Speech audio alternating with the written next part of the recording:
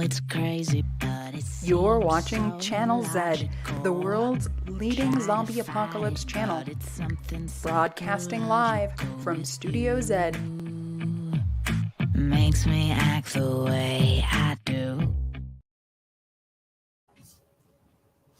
Welcome to Undead Live. We're reporting from the front lines of the zombie apocalypse. We have your back morning, noon, or night, whether you're dead, undead, recently deceased, or fully alive.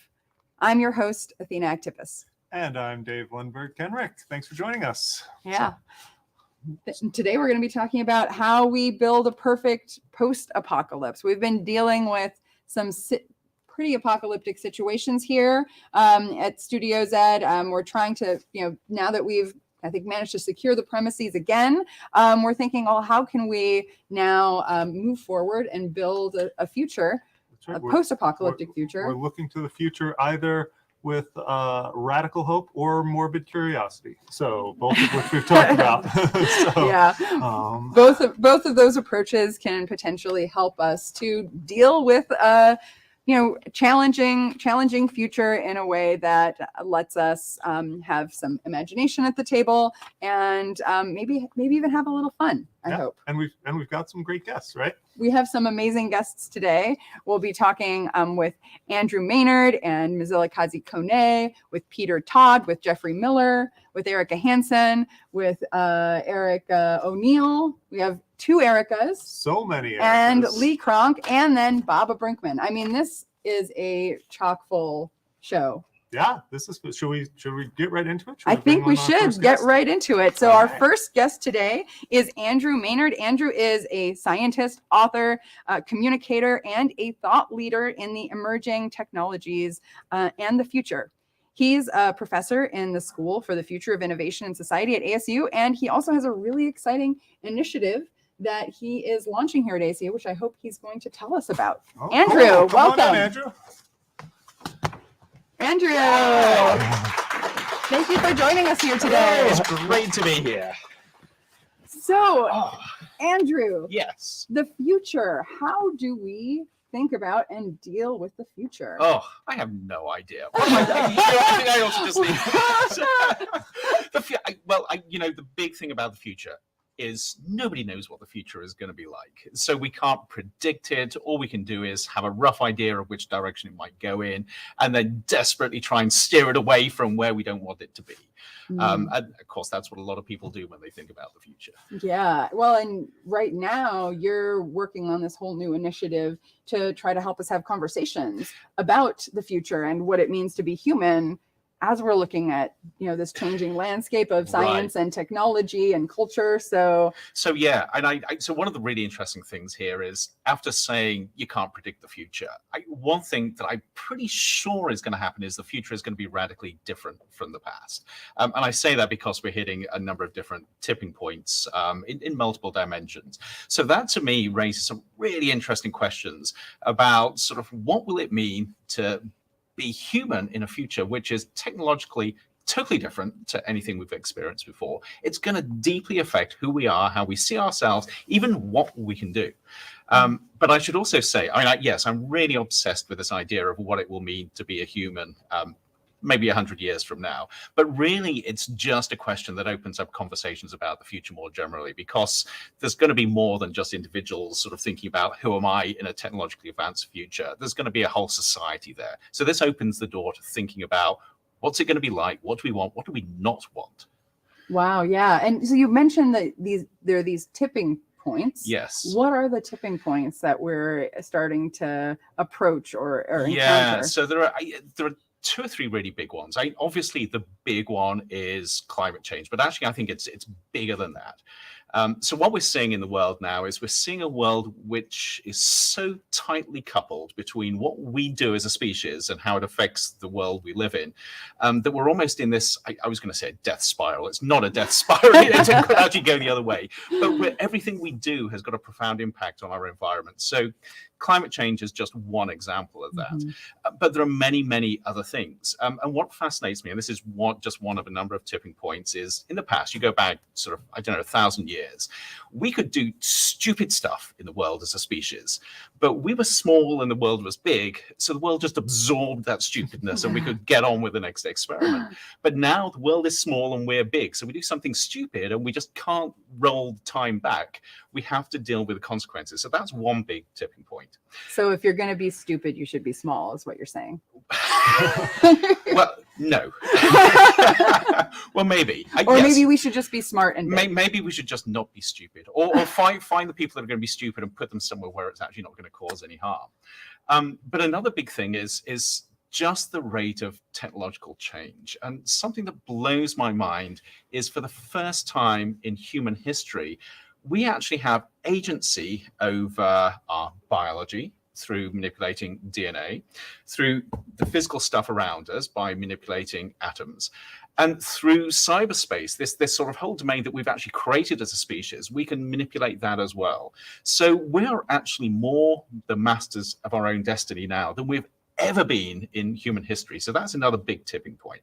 But then there's a third one, which is just social connection. And we see this around the world with what people are talking about, the erosion of democracy and the rise of populism, social media, people going crazy, a lot of weird stuff.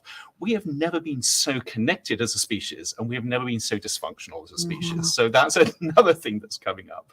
Yeah, well, that, increased connectedness, increased communication, it has the potential to help us solve problems, but it also has the potential to cause more problems. Doesn't that sort of send you crazy? Because yes, we've never had as much capacity to do amazing things as we've had in the past. Well, and it's all a question of then how do we organize ourselves better so that we can cooperate and coordinate to make the things happen in the world that and build the future we want. Exactly. Yes. Yeah. So when it comes to, looking at the future, right? Futurism is this, it's not a single thing, right? It's a diverse landscape.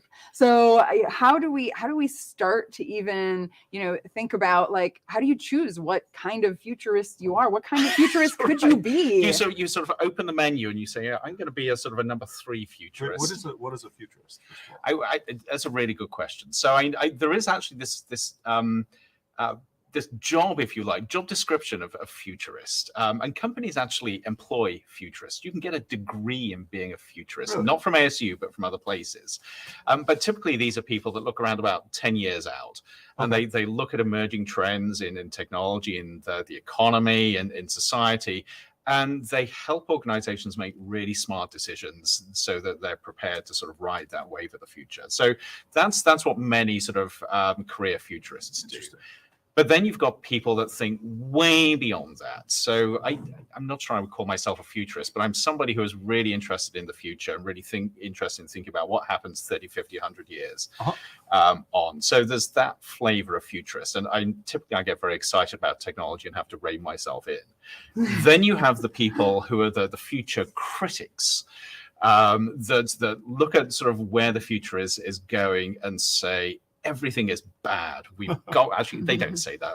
That's unfair. But they say, why isn't somebody thinking critically about what are the consequences of what we're doing? And why don't we just pull back things and be more responsible? So that's another flavor of a futurist. And then there are many, many others. And I should actually add one thing in here, which is really important. It's the creative thinkers.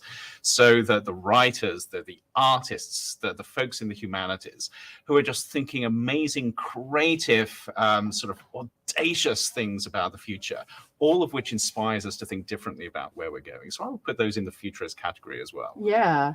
And so then, once you sort of have an idea of, okay, I'm approaching the future mostly with excitement or mostly with dread, then you have, sort of those, 2 approaches, or just with straight up creativity. Right.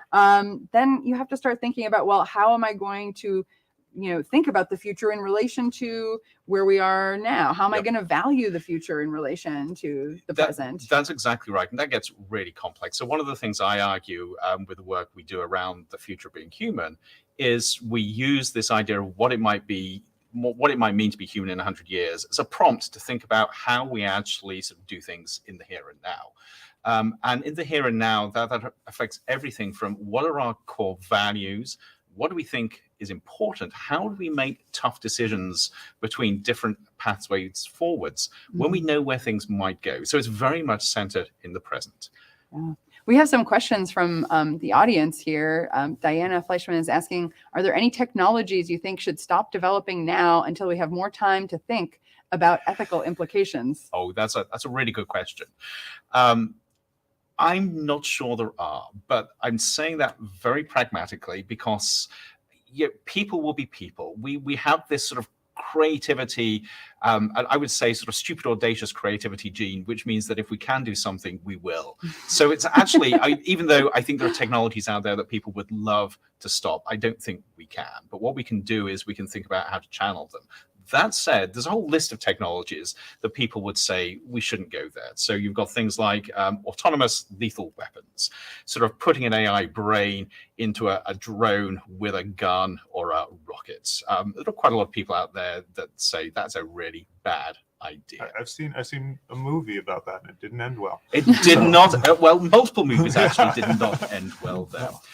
There's another really esoteric area which I find fascinating. So the academics call it synthetic phenomenology. It's basically creating artificial consciousness. And we now have philosophers who say there is no way we should be actually creating artificial consciousness, because we don't even know what consciousness is in humans. So what on earth are we doing trying to create it in machines and other life forms? Well, and how would we know if we actually succeed if we don't really know what consciousness is? So the thing that I find fascinating here is we may not know, but we may do a lot of damage on the way trying to do it. What kind of damage would we do? Well, so imagine you create a machine that claims that it is conscious, that it has feelings, that it has values, that it can experience pain. And as soon as it does that, it puts a burden of responsibility on you as the creator or us as a species to determine what sort of value it has and what sort of rights it has. Now, we won't know whether that machine is making it up or whether it is truly conscious. Sure. But there are going to be people who say we can't afford to hedge here. We've got to treat it like an entity with rights. That then fundamentally changes the dynamic in society of how we think about machines and our relationship with machines. Sure. So on a very practical level, you've got then an existential crisis within society of, what do we do with machines that say they can think and they have consciousness? But then even beyond there, say we truly do this. We create a machine that is self-aware, that is able to think for itself about how it wants to create a different future. Where are the risks to humanity in doing that? So this is sort of, there's a whole breadth of things where people think about sort of this synthetic phenomenology. But it does, one of these strands is we create machines that are trying to fight for their own survival, their own rights, but they don't have the same sort of value set or ethics as humans. So then how does that in the play movie? out? Yeah. I know. It's back to the movies. So can I ask, you'd mentioned sort of thinking about what sort of future we want and what sort of future we don't want. And it seems like when we're talking about this, we've made some assumptions that we want a future which has human life instead of machine life, right? How do we pick that? How do we choose what sort of future we want? And actually, this is really tough because even that is not clear.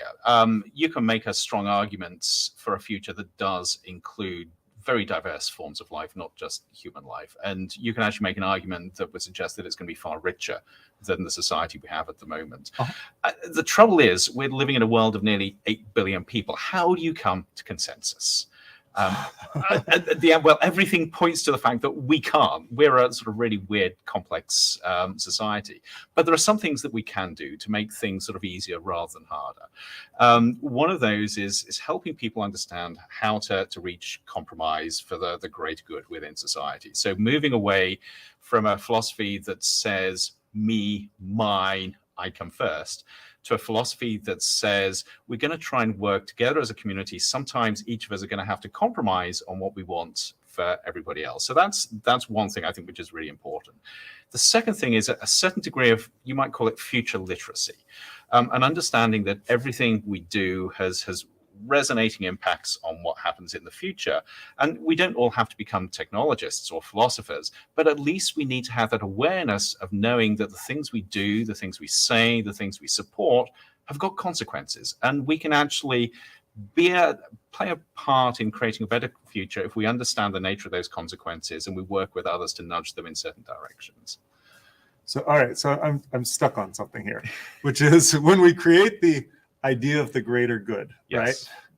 What if the greater good does what the robots did and decides, you know what, the best future doesn't involve me. Right. So this is actually it's challenging. It's even more challenging because if you look at human history, we've been doing this forever. You've had you've had a small elite that have decided they know what the greater good is, and somebody else has been diminished, hurt, disenfranchised as a result. Right.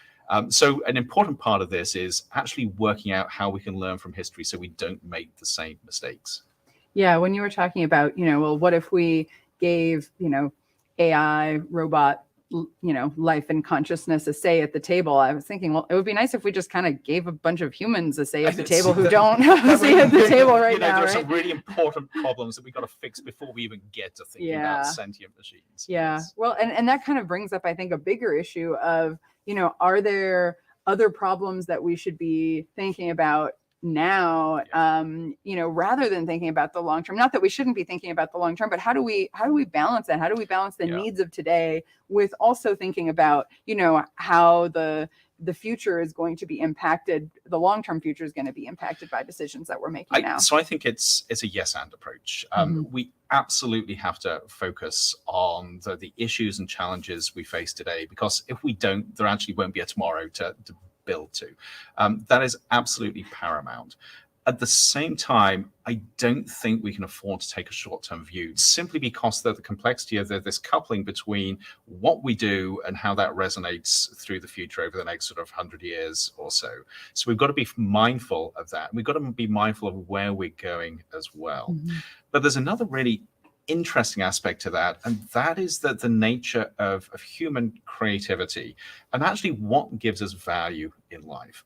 And for most people, they would not describe a life well lived, a life of joy, just by dealing with hard practical problems in front of them.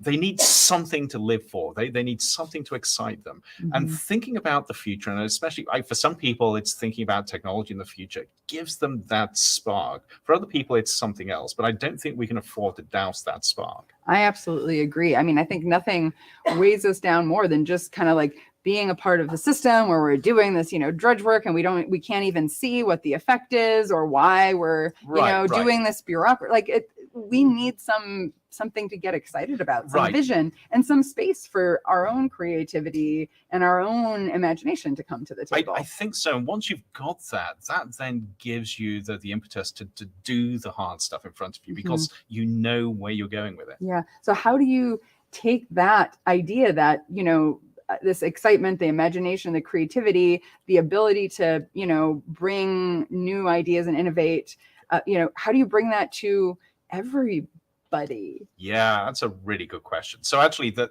first part to me is an absolutely foundational belief that everybody can be part of this. I'm not sure whether it's part of being human or not, but certainly when I look at the whole breadth of humanity, everybody has got something in them that can understand their connection with the future at a certain level, or at least contribute to that level of excitement about sort of being part of future building together. So then part of sort of how we do this is actually empowering and enabling people, helping people understand that not only can they act on this vision, but they are actually a valuable part of this process. The second part, obviously, is creating a society where they can actually play that role, that we don't push some people to one side, but we make sure it's as inclusive as possible.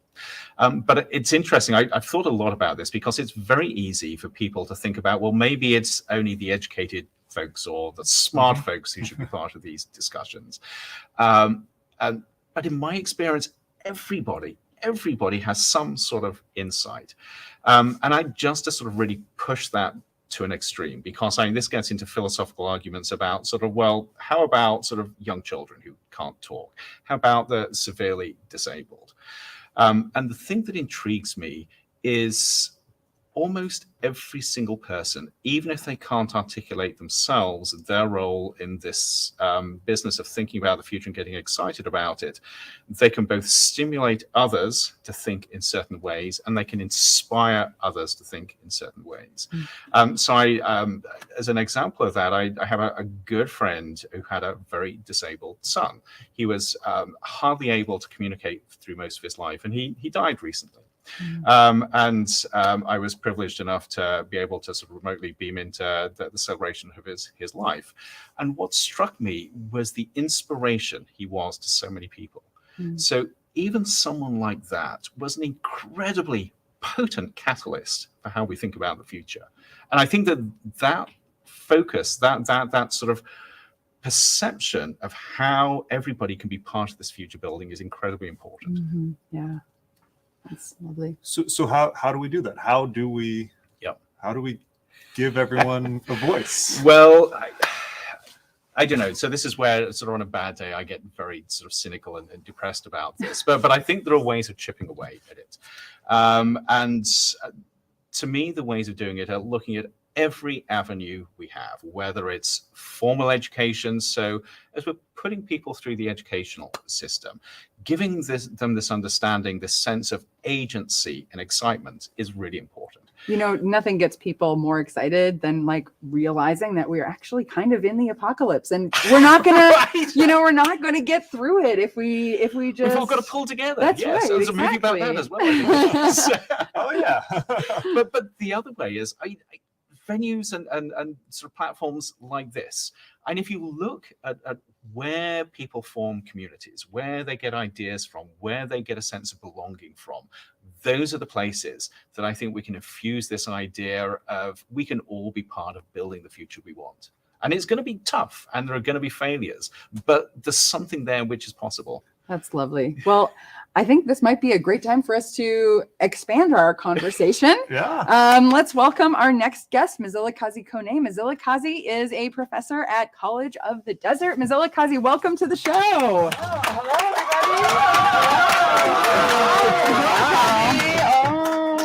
hello, everybody. Yes, bring it in. See, I'm feeling left out now. I didn't get hugs. Oh, got hugs for you too. Oh, nice. So, Mizilikazi, you think a lot about so many big issues, not just with our present, but also with where society is going. As a political scientist, you're not just thinking about the now or the past. That's right. You're also thinking about the future. You're also the host of Zombie History. That's right. Any history fans in the house? But you're going to talk to us today about, I guess, zombie futures? Well, yes. We have to envision the zombie future, right? Because even in the apocalypse, there are still survivors, right? I mean, it's not that everybody disappears, right? And so we have to envision ourselves, project ourselves out into the future, no matter what the scenario is, whether it be beautiful, futuristic technology of the future and or whatever apocalyptic future, right? But we still project ourselves to it and through it. Yeah. When you think about the future, do you have a sort of philosophy or an approach that you bring to the table in terms of like, how do you value the future versus the present? Are you mostly optimistic, or are you mostly filled with a sense of dread? Ooh, that's a great question. It's pretty mixed. I waver between optimism and dread, but I think about my ancestors within the context of the U.S. who had been human trafficked into this country, and those who lived throughout slavery and yet maintained a sense of hope that it wouldn't always be that way. Now, if they can have and nurture a seed of hope in the midst of dehumanization and complete, traumatized experiences, then who am I not to also nurture the seed of hope for the future? I owe it to the past, and I owe it to the future to at least, at a minimum, have hope and optimism for the future. Yeah, that's lovely. So what does the ideal future look like to you? Woo, ideal.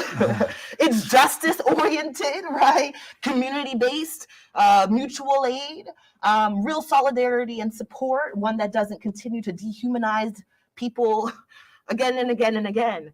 So my vision of an optimistic future is one that's oriented around human rights. Well, and even that, animal rights, earth rights, right? One that recognizes both sentient, non-sentient beings for projecting out into the future. And I really rely on authors, on science fiction to envision, to help me to envision a future.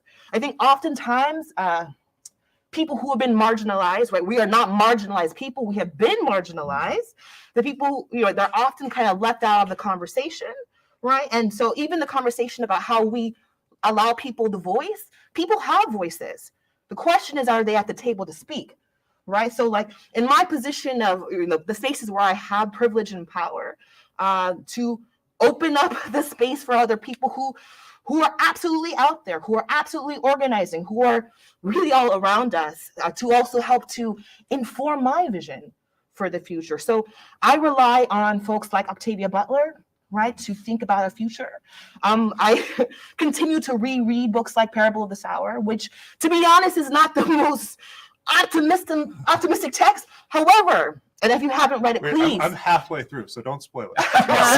Because I literally started, you mentioned it last time, and so I've been reading it. It's great. So no spoilers, I promise. But even if you're halfway through, it's a hard times, it's right? there's some tough future. stuff. That's right. Yeah.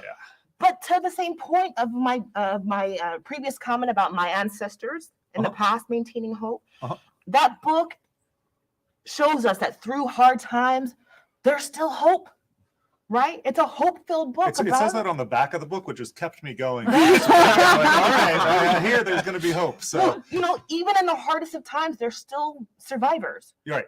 And even if it's come to, crisis, they're still there. So and community, at least as far as I've gotten, there's always been this sort of sense of community. That's right. Really nice. So Octavia Butler, another science fiction that really envisions a new world, is hopeful to me, right? That we are a part of, we're co-creators of this world, and that we owe it to ourselves to envision something better. Yeah. Andrew, you actually engaged a lot with fiction as well. Right. So there's some connections here. Absolutely. And I love that, bringing Octavia Butler in, but also this idea of hope in really sort of dystopic fiction. And this always fascinates me. There's this whole conversation about surely we should have more optimistic science fiction. I'm not sure I agree, because it's the fiction that shows us what things could be like that inspires us to do things differently. That's right. Yeah. That's right. I mean, I would have to say I agree with that. I don't need it to be rosy. Right. I don't need to be lied to. Right? But I do need strategies for organizing.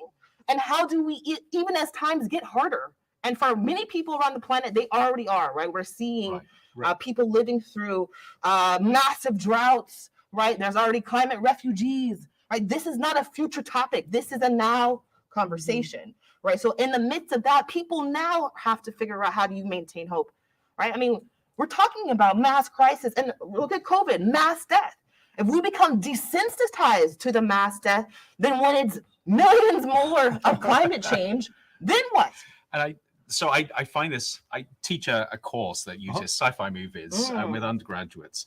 And we watch movies that talk about this separation between the super rich and the super poor. And my students look at this and say, this is incredible. This would never happen on Earth. And then you just sort of turn things around and said, have you looked at the Earth recently? And everything that is bad that you see in these sci-fi movies, you can usually find something worse in the present day. Yeah, I mean, they come from somewhere. I mean, where I live in the beautiful Coachella Valley, right? You have that mix, right, of the very, very elite, second, third, fourth homes, right? And farm workers who are trying to survive there in, summertime over 120-degree weather, picking food that we eat, right? So those, I agree, right? We need only to look at any little microcosm on the planet to see these extremes. So we have a question from the audience. Peter, who we're going to be speaking with, he's saying there's a strong strand of fear the future going on today. So how can futurists pull people in who are sort of afraid of a future that is really different from, what we imagine the past to be like? Whoa, that's an interesting question. I mean, fear of the future doesn't stop the future from happening, right? So we have to find a way to confront it. if one chooses to continue to live, one chooses to continue to, I want to say fight another day, but it doesn't always have to be in kind of militaristic kind of perspective. To hope another day, to grow food another day, to access clean water another day. Because of course, once again, we can talk about people in USA, the state of Mississippi, the capital of the state of Mississippi, having poisonous water. Or we talk about Flint or places, Mecca, California. I mean, it's a now conversation. So, And I would also say fear isn't a bad thing. It's a really good survival trait. If you fear something, you're going to do something about it. What really worries me is despair. If people look at the future and feel as if they see no pathway between where they are and the future they want. So what we've got to work out how to do is get people to galvanize any fear they might have into hope, where they can see how they can sort of burst through the barriers between where they are and the future they want and actually create it. right. Well, yesterday we talked a lot about morbid curiosity, this like interest in the things that can destroy us ultimately, and how like there can actually be a positive emotion associated with like wanting to understand and approach and try to figure something out that you're afraid of. So, you know, if we can harness that curiosity and that, you know, the imaginative play aspect when we're engaging with the apocalypse, we might be able to do a little better. That's right. As long as it doesn't go too far. So I have a question to try to sort of ask about going far in the hopeful direction, right? We've talked a lot about these sort of dystopian futures. And what do you guys imagine, like, I realize this doesn't make for good movies to have a truly, you know, happy future for everybody, but I wouldn't mind it, you know, like, what do you guys think that could look like? Like, what's a vision of a, not just a future where some people don't disappear, but a future where nobody disappears, you know? So happy future. You know, I'm thinking back to the point you just made about folks living with disability, or folks who've been marginalized. I mean, I think it's a happy future is a place for all of us, right? It's a place for queer people and trans people and Black people and people, right? That we are all there together. That to me is an optimistic future. Because in the current moment and the current political moment, we see, I mean, there are constant attacks on the people who've been made to be the most marginalized. Right? As opposed to galvanizing what's staring us in the face about the future to build something new, to respond. So, I don't know, projecting us all there, right? Yeah, I would fully agree with that. And to me, happiness is a really tough concept. But if you think about it as sort of a fulfilled future and a promise-filled future, I think one of the key things is removing barriers to that promise that don't need to be there. And that, I think, touches on so much of what you said. Life is always going to be tough in some ways, but why make it tougher by making stupid stuff up? Sure. So going back to movies, I mean, I always think of, like, for growing up, Star Trek was sort of the example of a sort of true utopia, right? Like, and they've adapted Star Trek through the years, but it was like showing humans were generally all working together, right? And are there other examples that you guys can think of like, oh, this is a pretty nice, or if anyone at home can think of any examples of things where it's like, you know, that'd be a pretty good time.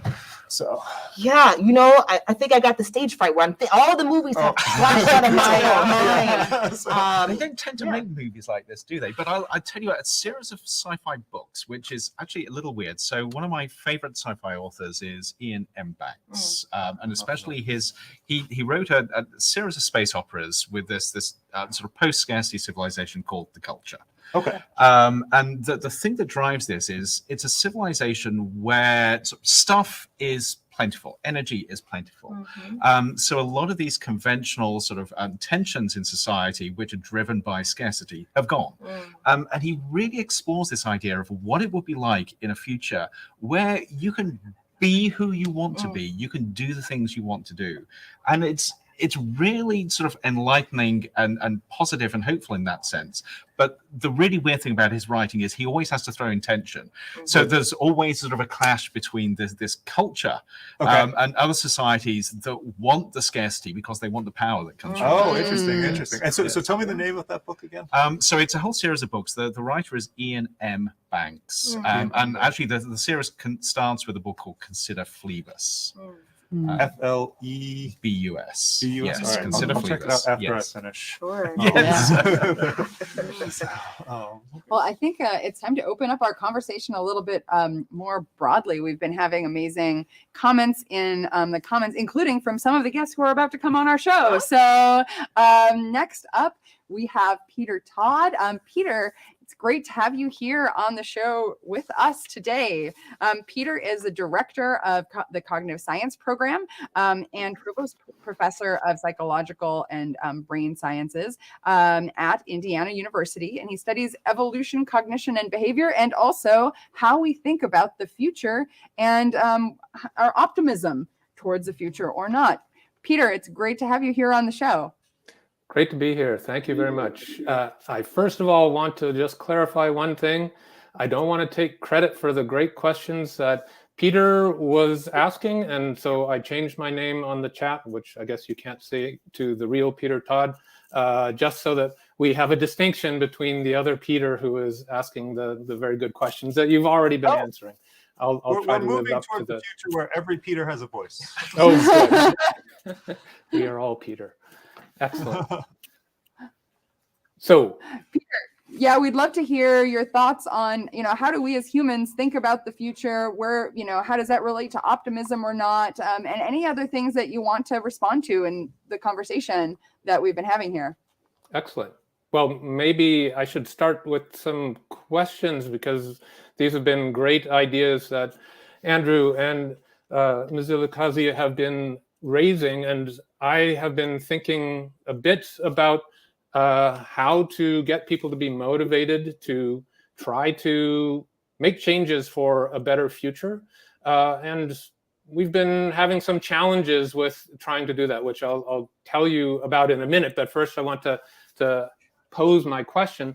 One of the ways we've approached that of how to get people to care about the future and to make changes now is by having them imagine different futures. And sometimes we have them imagine futures that are positive, utopian, or in that direction, at least in directions that they think are good. And other times we have them imagine futures that are negative, going in a dystopian direction. And then we look at how does that change their desire to do various behaviors now. Like we've had them imagine food futures, imagine a positive food future in 50 years from now where the mix of the foods that are being produced is what they think would be a good mix of food to be available to people.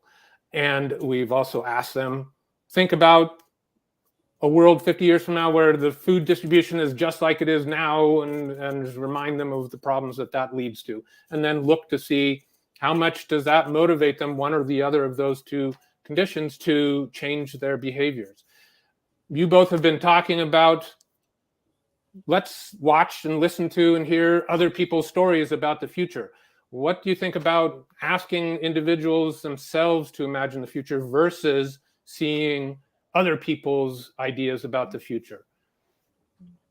Do you think those are both equally powerful, or do you think we should do both, or we should prioritize one, let the storytellers that Andrew was talking about? No, I think we're all storytellers, don't you? I do. Yes. I do. Yeah. I think because we all have to project ourselves out. So I think asking individuals to have the practice and envisioning the future.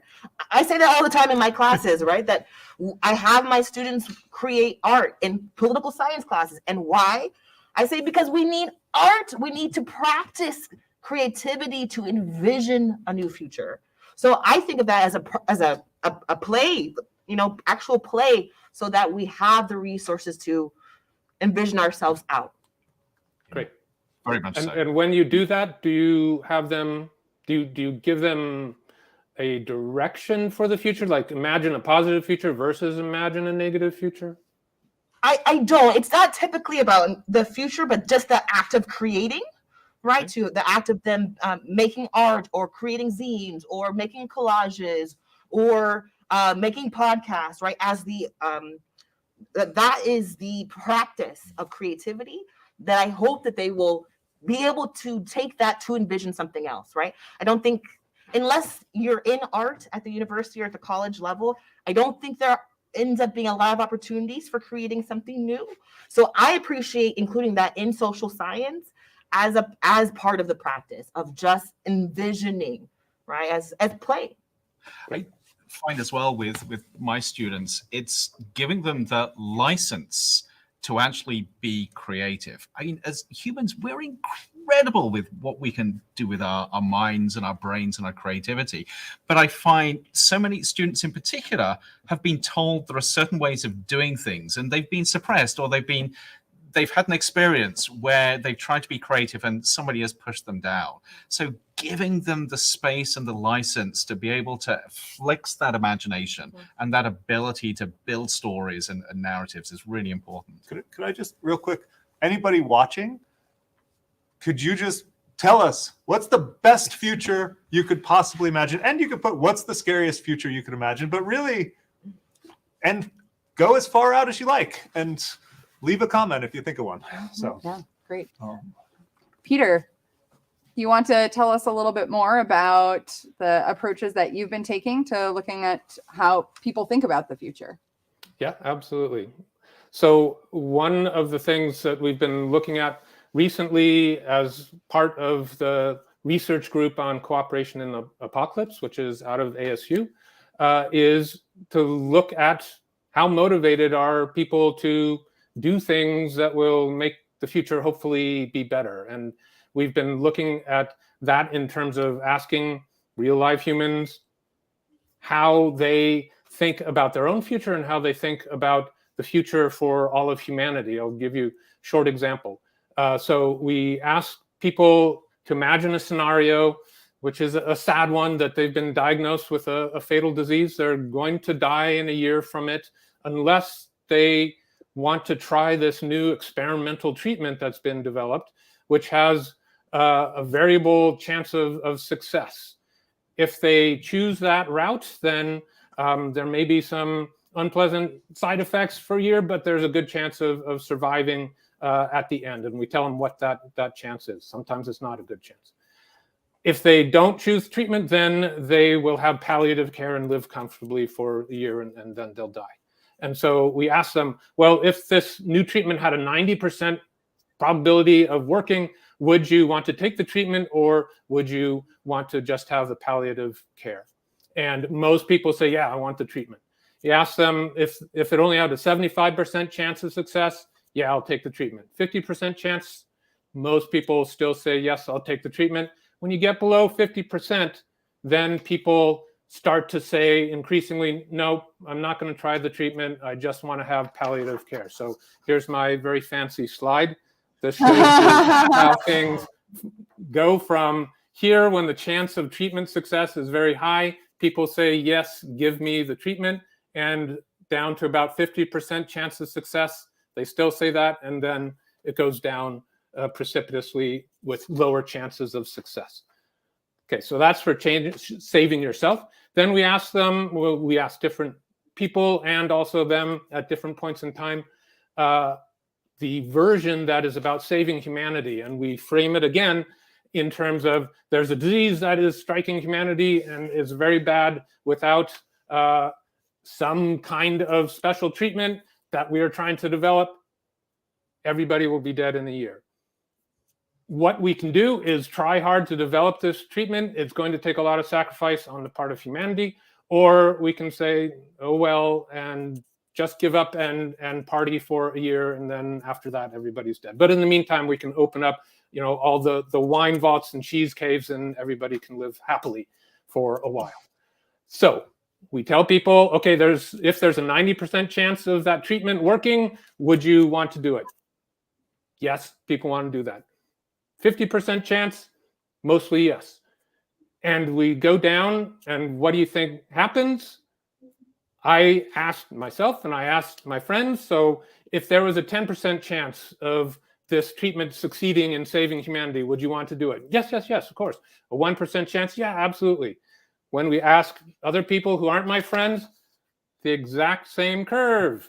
So that was very frustrating and disheartening to us, and really made us wonder, well, how can we motivate people to care about the future? If they don't care about the future, then how would we get them to do anything now to help improve the future? So we were wringing our hands about that and not sure how to proceed. We had some downtime in our zombie diet choice research project that I've talked about at ZAM here before. And we thought, why don't we give the zombies the same question, both questions? And so we did. And the zombies, they're recently undead. They still have a reasonable amount of cognitive function. We thought we would try out the survey approach with them. We gave them the first question about, you have this disease, you're going to die in a year. Do you want to have the treatment or not? And they answered randomly. And so we thought, this is kind of strange. We don't know what's going on. Maybe surveys don't work for this population of zombies. We gave them the second question in any case. And what we found was shocking. When we said, okay, 90% chance of humanity being saved, they said, all of them, yes, absolutely, save humanity. 50%, yes. Down to 10%, 1%, they all said, yes, save humanity.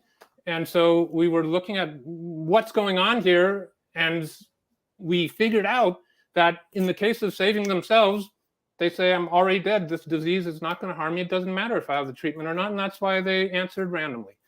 But when their food supply was endangered, then they bought in fully for developing this treatment. And so that gave us some hope that we could, by including some amount of zombification of humans in the future, hopefully turn around this malaise or lack of motivation that living humans seem to show about caring for keeping themselves and humanity alive.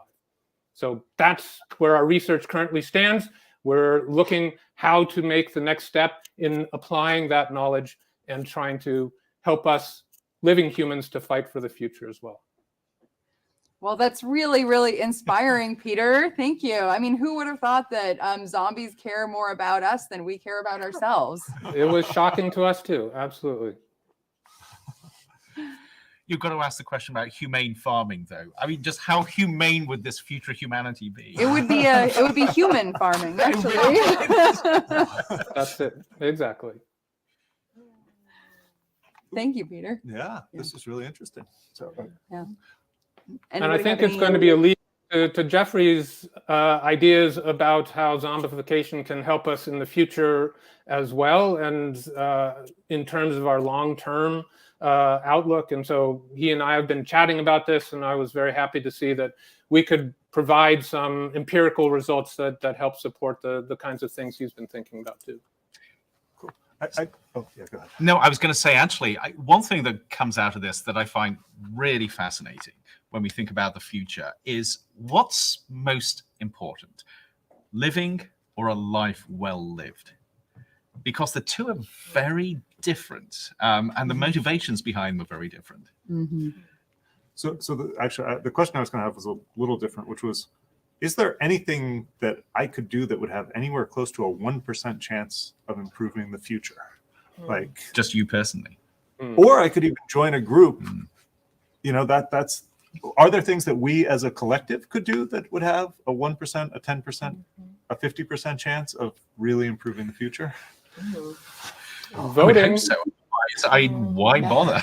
Yeah, let's let Peter take this. Oh, no, I was just saying voting. That's one thing that can voting. move the needle. Absolutely. Yeah, great. Yeah, thanks. Well, I think it would be a great opportunity now for us to add another voice into our stream here. Geoffrey Miller. Geoffrey is an associate professor of psychology at the University of New Mexico. He studies music, art, humor, and takes an evolutionary approach to human behavior. He also looks at effective altruism and altruism in general. Geoffrey, thank you so much for joining us here today. Hi, it's great to be here. Great to have yeah, you I here. mean, the irony here is I've spent most of my working career for the last 35 years thinking about evolutionary psychology, which really is very focused on the past and deep time. So I've thought a lot about, okay, how did, sexual courtship happen 1,000,000 years ago or 100,000 years ago? But I've also been a lifelong science fiction fan. So I've sort of been tuned into the distant future as well. And the last 6 years I've been involved in this effective altruism movement, which has increasingly gotten very focused on the long-term future and how do we make sure it happens so that people are still around in a century or 1,000 years. I do recommend the recent book by Oxford philosopher Will MacAskill called What We Owe the Future. And the key argument there is if current humanity succeeds, if we actually have children and grandchildren and a long-term future that may involve colonizing the solar system, colonizing the galaxy,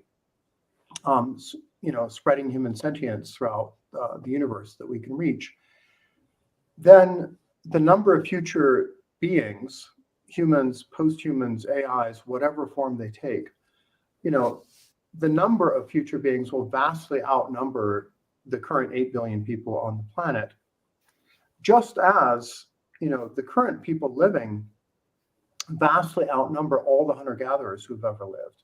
Right, 90% of the humans who have ever lived have lived in the last 10,000 years since the invention of agriculture.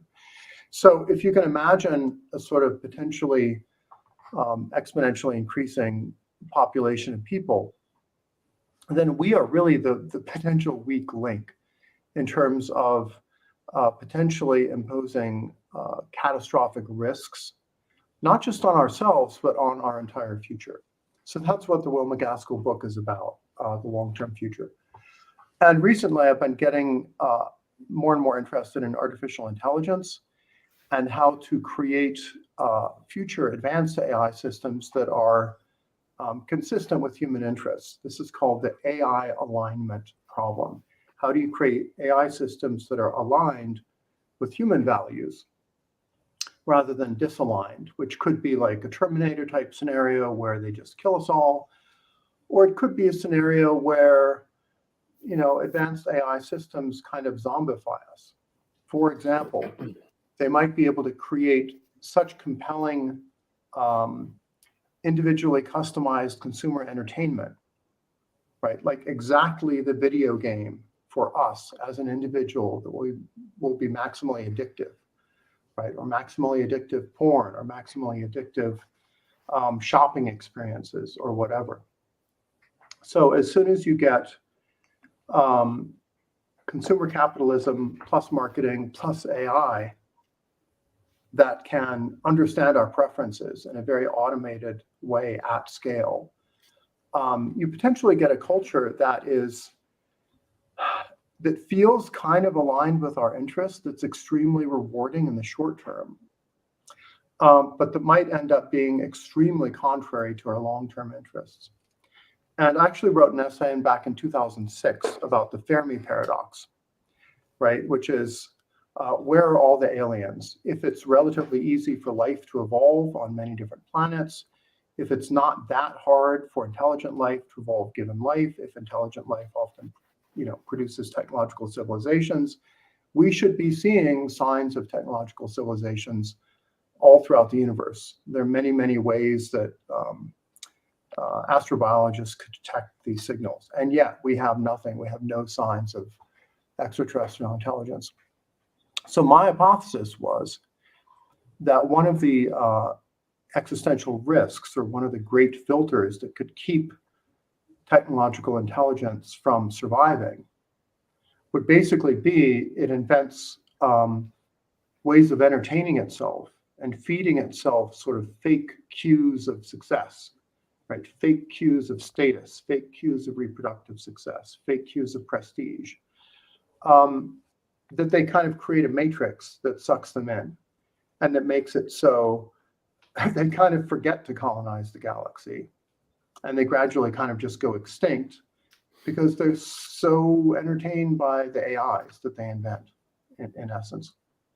So that's one of my big fears about the future.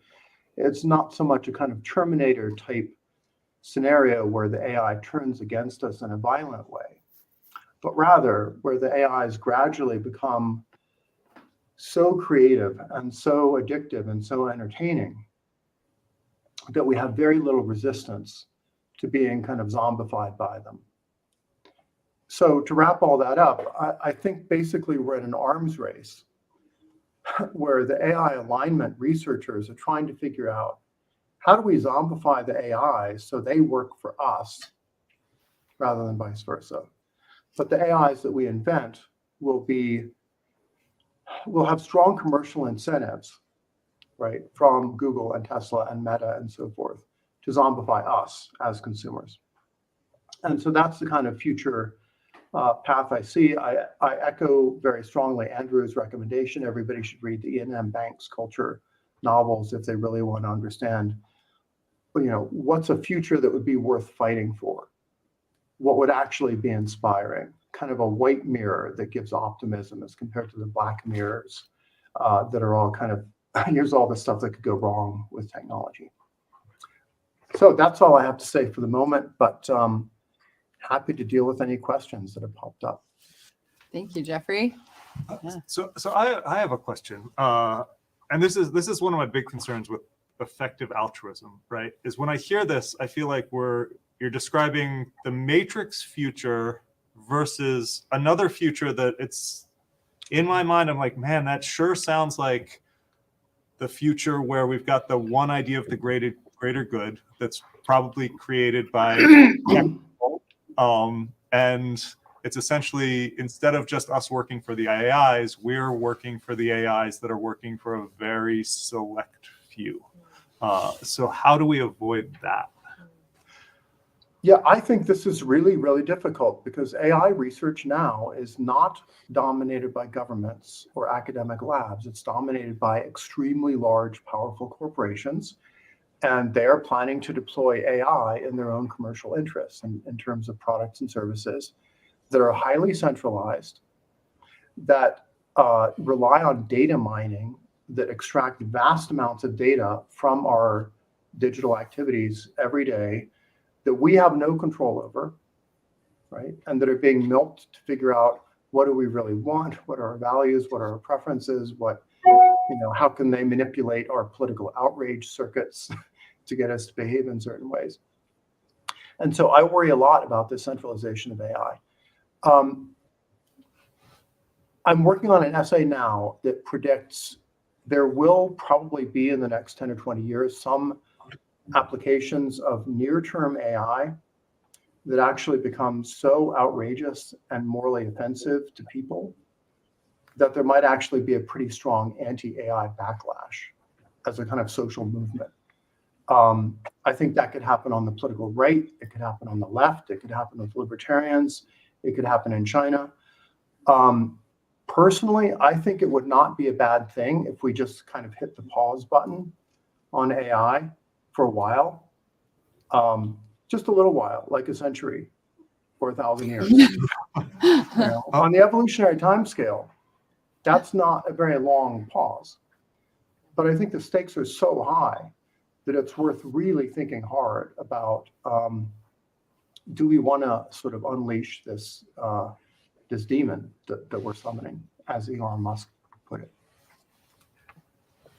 So I would agree the stakes are incredibly high, because if you look at it, it's inevitable something is going to happen at some stage. If you just assume that the human body or the humans or even life in general, we're all just machines, just incredibly complex machines. There's nothing to say we can't sort of go one step beyond there. The thing that intrigues me is this perspective of human exceptionalism, that we've got to fight for our existence. Maybe an alternative is thinking about an evolved future where humans aren't as exceptional as we think we are. Although that gets really controversial. I mean, there is also a question of our own life, because when Geoffrey was just talking about these different sort of ways you could use technology, for some reason, the first thing that popped into my mind was like, AI conversion therapy, right? And I think that would, I don't know if that's what he meant. So or not, which but- way does that go? Yeah, what Sort do you of- mean? like say someone was religious and they wanted their kid to be straight, right? And then they were like, well, we've got this. Or you know mean what's applying AI to that conversion? Yeah, it's essentially the AI version of a Yep. Clockwork Orange would be the sort of idea where we Yep. then take away people's decision making. Mm. And there's some big ethical. And this is exactly where some of the thinking is going around AI. So you look at people like Elon Musk and a number of others, they, at least in part, see AI as a solution to the problem of human governance. They say basically humans are messy when it comes to politics. What we need is something that's less messy. We need a benign AI to get us all into shape. Very, very similarly. But that means manipulation. It means something that understands how to push our buttons and pull our levers to make us do what it wants us to do. But do we want so like? I don't want that. Let me just say that. Yeah. So how do we avoid that? I'd like to be enslaved by AI. I mean, that doesn't sound any more attractive to me than slavery by humans. So, I don't. We know how that turned out. Yes. Yeah. I mean, too much power can be corrupting. I think probably no matter what species. Mhm. Yeah. Yeah. I'm reminded of the thing that Katina Michael said when we were talking to her, where she was like, we're losing the soul, which I realize is not very scientific, but it kind of freaks me out. I still have that optimistic streak where I think that if we do things right, we could partner with machines to actually grow our soul rather than diminish it. I'm not sure how we do this, but I don't think it has to be an arms race. I like that idea of a future. Yes. I wanted There's to jump in and please, say Peter.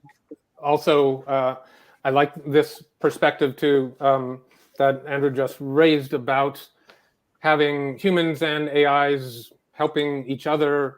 And I wanted to go back to the Ian M. Banks novels, which I also am a huge fan of, and how there's always tension, but with other species, to say maybe the human and AI getting along together is going to be a good trial run for being able to imagine that super long-term future where we are interacting with other kinds of intelligences beyond ourselves too. We need to be able to reach a future where we can get along with other sorts of intelligences. And it's also what's playing out just between human groups now, as we've also been talking about. Great. I just wanted to come back to a point that you made a little while ago, Geoffrey, when you were explaining kind of the principles behind, these thoughts in effective altruism, that we need to really prioritize the very, very long-term future, and sort of thinking about all of the humans who could exist in the future. I think there's some really interesting issues and questions to kind of unpack there, in terms of like, is it, do we all agree that the goal should be for humanity to try to go out into the solar system as far as possible, for humanity to try to become as big as possible? Or, are there other potential futures that, maybe don't involve us going out into space, but maybe also aren't zombified, all of us on our devices and not interacting with the world, because it does seem like there are many potential futures that could be good, that it's worth considering a broader array of them when we're thinking about that. Yeah. Well, I mean, I'll be the voice in the room. I'm not really for colonization, no matter where it takes place. I think I'm for the exploration of it, but I think that the push to colonize other places incentivizes us not to take care of the existing home that we have, right? So, it's kind of sci-fi-y already, the sense of like, we're going to get to off-planet, but who's going to get to off-planet? Who would that be, right? Who has the resources to get off-planet? And what does that look like? I mean, that to me is firmly within, for now, the and movies. even the words we use. So to colonize, what baggage does that come with? It doesn't give a good tone, you know what I mean? It doesn't really suggest, peace and love, everybody. It's like, maybe we need some new language for it. Maybe. Yeah, actually, so I do want to say one thing I like about the idea of space exploration, because I've had some of these same thoughts or similar thoughts but it does allow us a playground where maybe we could play with solutions to things like global warming that we wouldn't be able to play with. Like if we can terraform Mars, we can certainly terraform Earth. You know what I mean? And so it might allow us a place where if we mess up, we don't kill everybody. So that I do kind of like. Okay. So if I could jump into that, look, I know in principle, we're often told if you focus on space exploration, that decreases incentives to care for our planet. But I think empirically that's not accurate. Who's the number one person advocating Mars, exploration and settlement? Elon Musk, who's probably done more, to fight climate change and to promote sustainable energy than anybody else on the planet. Likewise, everybody I know who's interested in space exploration is also deeply concerned about the environment and climate change and so forth. So I think that's a bit of a stereotype that's really not accurate. There's basically people who think about the long-term future in all domains, social, ecological, space exploration, technology. And then there's an awful lot of people who don't really think past the next election cycle, including most politicians, right? And so I don't think we should assume there's some trade-off between thinking about long-term space exploration, or that somehow implies that you're against social justice or against, being sensitive to the climate. I think those two things tend to be positively correlated. So that's all I'll say about that. I'm sure I heard somebody fall off their chair in the audience when you said that. I agree with you, but it's sometimes hard to wrap our heads around this broader perspective. Well, Yeah. yeah. I mean, I can remember a film now like Elysium, right? The whole idea is that there's only some who make it off world. I don't know as much. I'm not in the cult of Musk, so I don't know what he's doing in terms of climate change. I mean,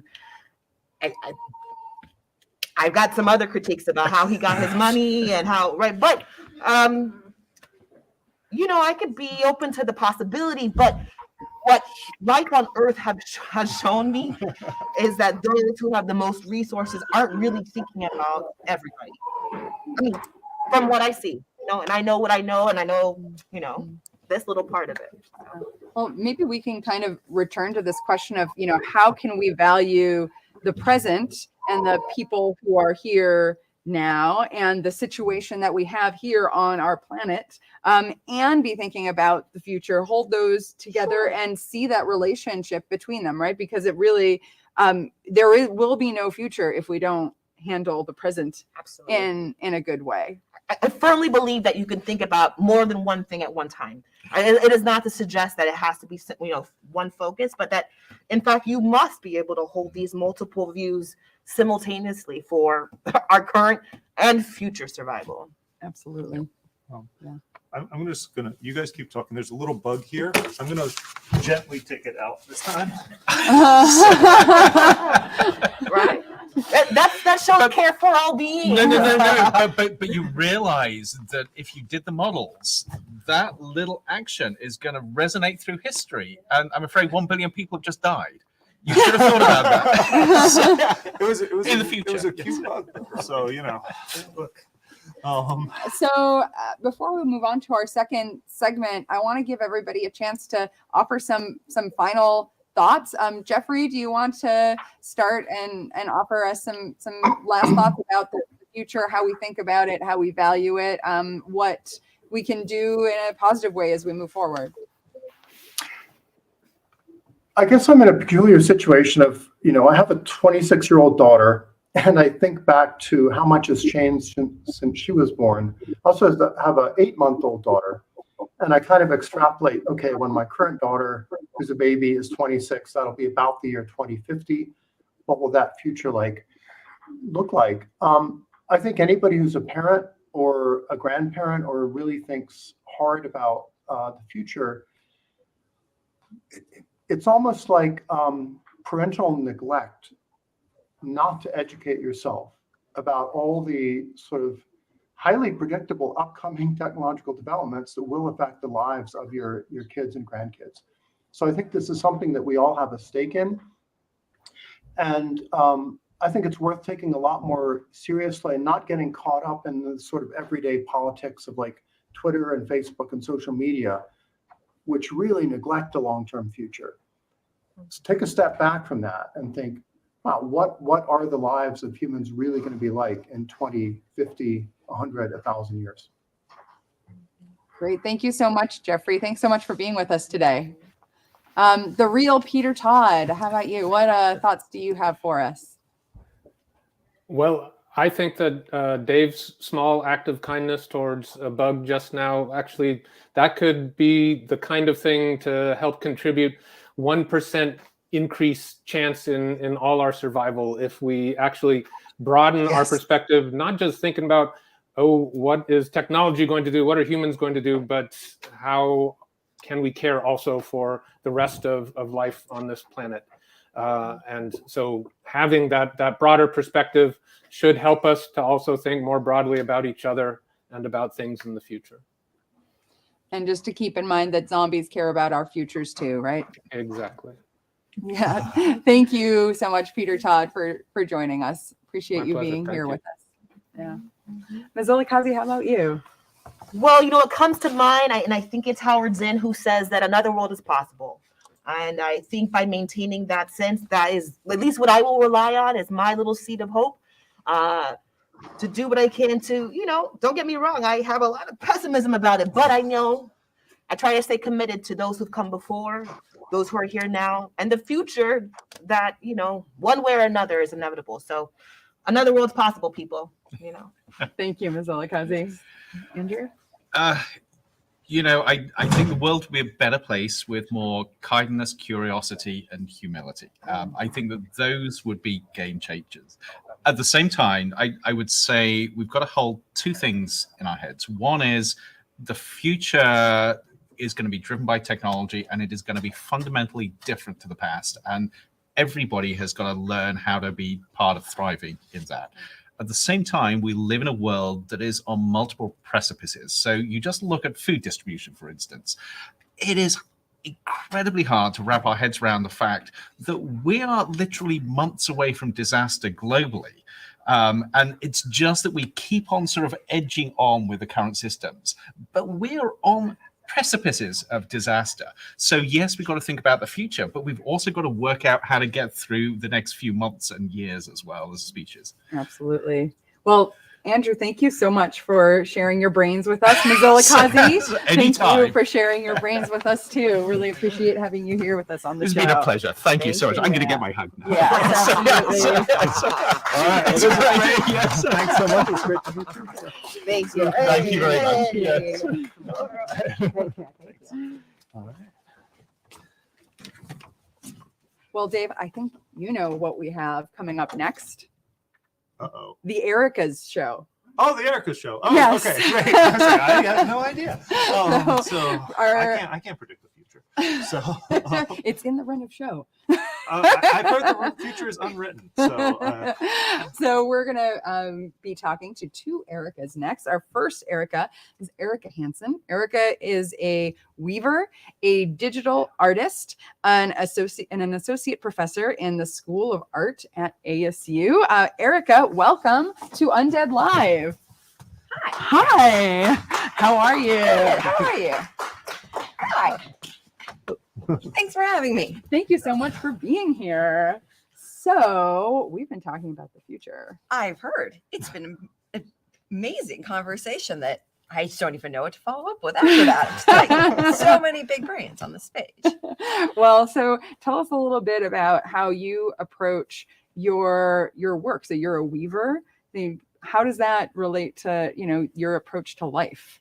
Yeah, well, I mean, I'm a weaver. So I'm an artist and I'm a weaver, and that's a weird thing to say and to think about in the year 2022 in contemporary Phoenix. Yeah. So yeah, pretty much I make cloth. I sit down and I slowly produce objects by like building them thread on thread on thread. So it's a way of making art objects. It's also what I teach. It's what I introduce to students.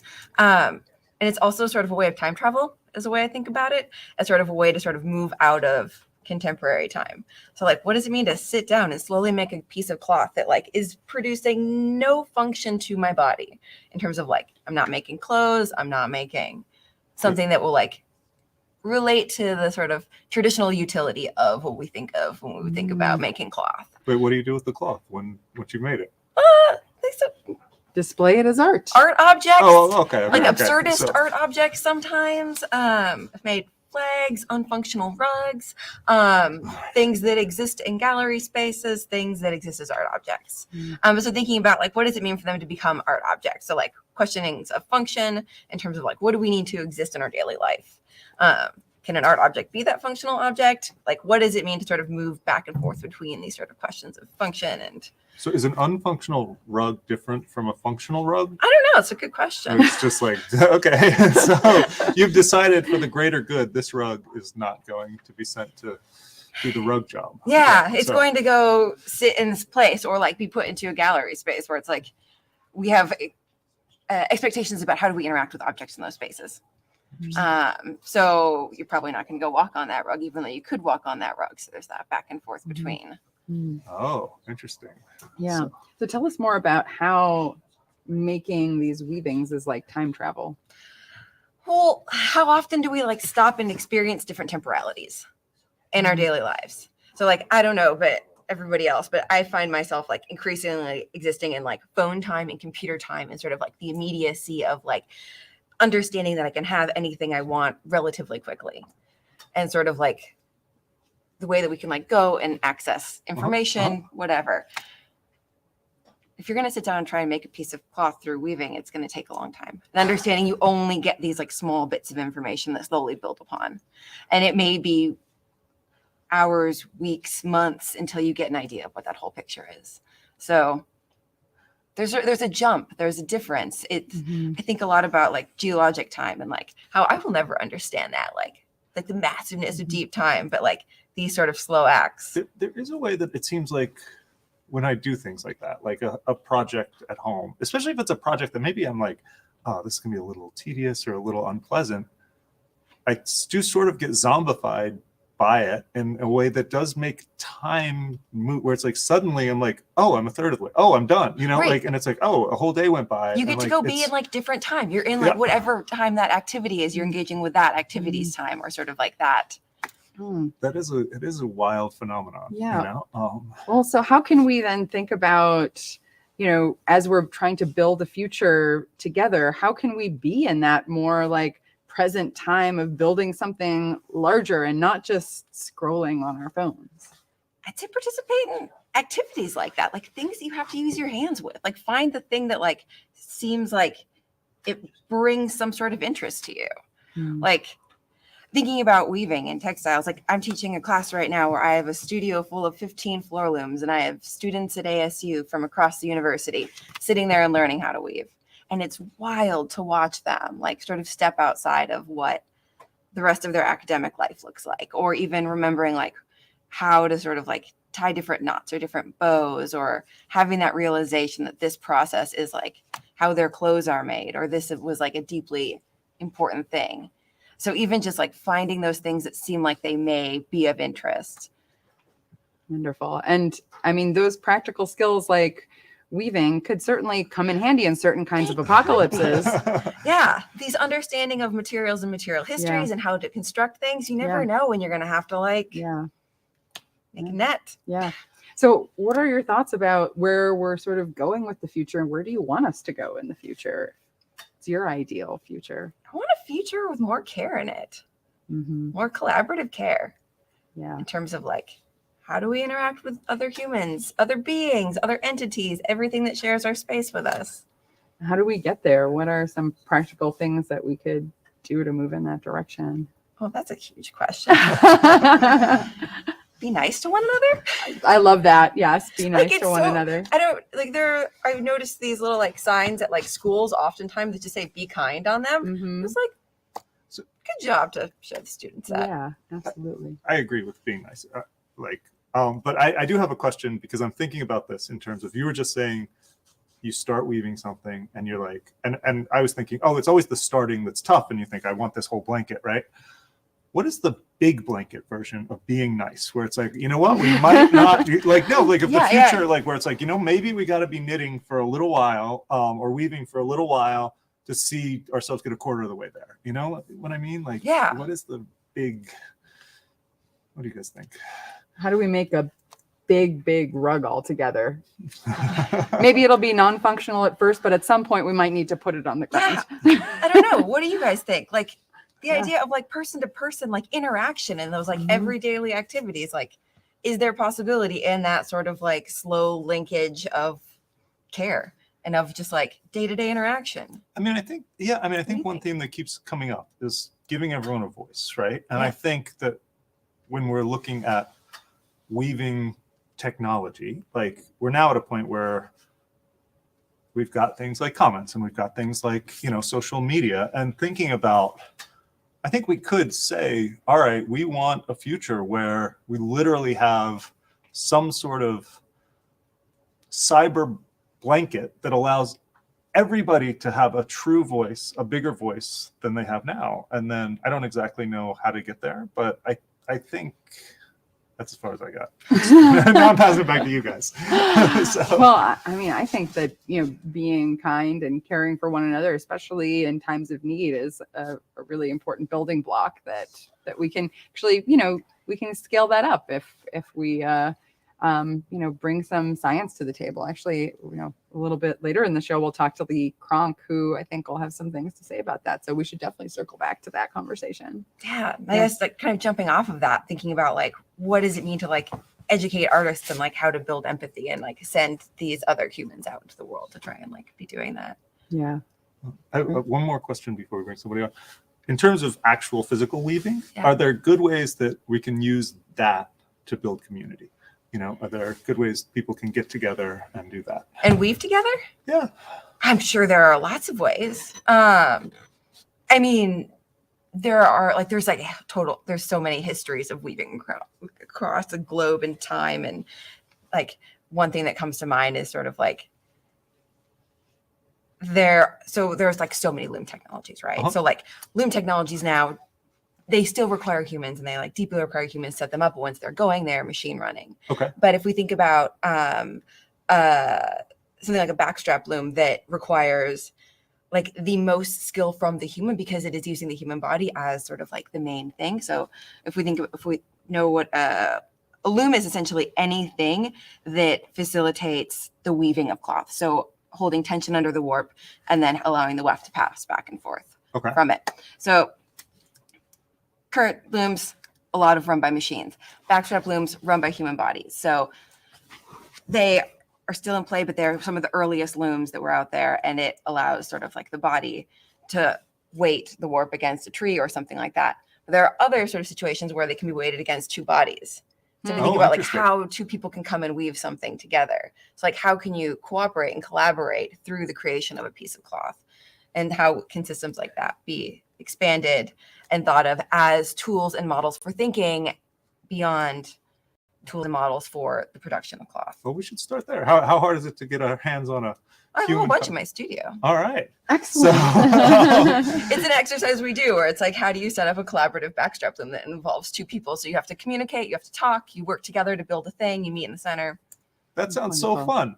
So I want to do it. Dave has a new hobby. Yeah. I should have brought some. Yeah. We'll have to have you on again with your looms. Yeah. Yeah, So, absolutely. Great. Well, I'm really excited for us to bring on Erika O'Neill. Erika O'Neill is the host of our show, Eat, Pray, Run. And she is also the research program manager at the Lincoln Center for Applied Ethics. Hello. Erika, thank you so much for being here with us. Hello, former Cult of Chaos leader.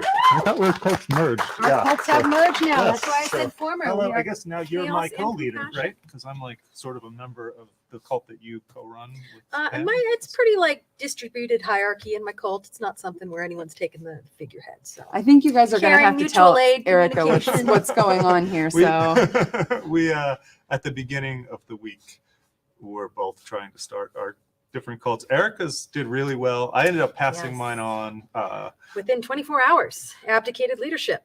which was the best decision I ever made. And my successor Neil really did a great job, and then Pam did a great job, and so but then Yeah. Pam brought the cults together. So That's right. And that's how it should be. Come think together so. under one banner of caring and mutual aid. yes, so we're like weaving like a new world together. Yes. So Well, so I think- Literally and metaphorically. Let's do it. So, Erika, it's amazing to have you here and to have the chance to talk a little bit about sort of the bigger picture of, how we engage with these long-term ethical issues. So your work in the Lincoln Center for Applied Ethics, which, the Lincoln Center for Applied Ethics is one of the wonderful sponsors of this meeting. So thank you to you and the whole Lincoln Center for Applied Ethics for all the support.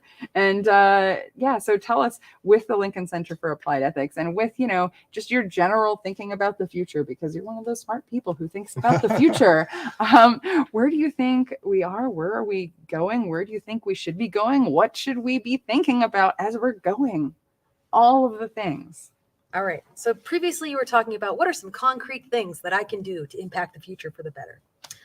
Lincoln Center for Applied Ethics thinks about a lot of abstract things that you can do in the world. We bring together really smart people, much smarter than I will concede that, together in conversation to discuss things about emerging technology, how we should approach that, what should be like things that result outside of our engagement with that. We have a big focus on humane technology, which centers the human, which has really been decentralized in a lot of these discussions about the future of technology and emerging technology. Is this kind of like understanding that we are the ones driving this future of innovation. And so we're the ones responsible for where it goes. Not only are we responsible for that writ large, but like, how do we want it to impact our own lives, not just society? So in terms of some concrete things, based on the conversations that I was hearing with all of you, you can really be local. Like the more local that you can be, the more that you can connect and create community. Like that is a stepping stone to doing good and creating better in the world around you. Like mirroring what you want to see through your action. Mm-hmm. That's the applied part of the ethics. Mm-hmm. Might sound like a totally obvious question, but how do you go about being local? How do you go about? So how do I go about it? Yeah. I try to engage in acts of mutual aid. So we've got community refrigerators in downtown Phoenix. If I have a bounty in the garden, you go and put some in there. If you saw a great deal on something, you bought in bulk, you don't need all that.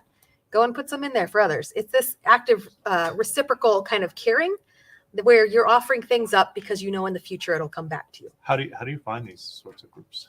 Oh, they're all over the place. I would be happy to post links. I know that Liz, who's running Back a Show, is very engaged in mutual aid in the Phoenix area and might also be able to post some things local here. But they're across the country. You have all of these communities that have come together because they realize that the solutions to a lot of the problems aren't going to be a top-down approach. Uh-huh. It's going to be a bottom-up approach.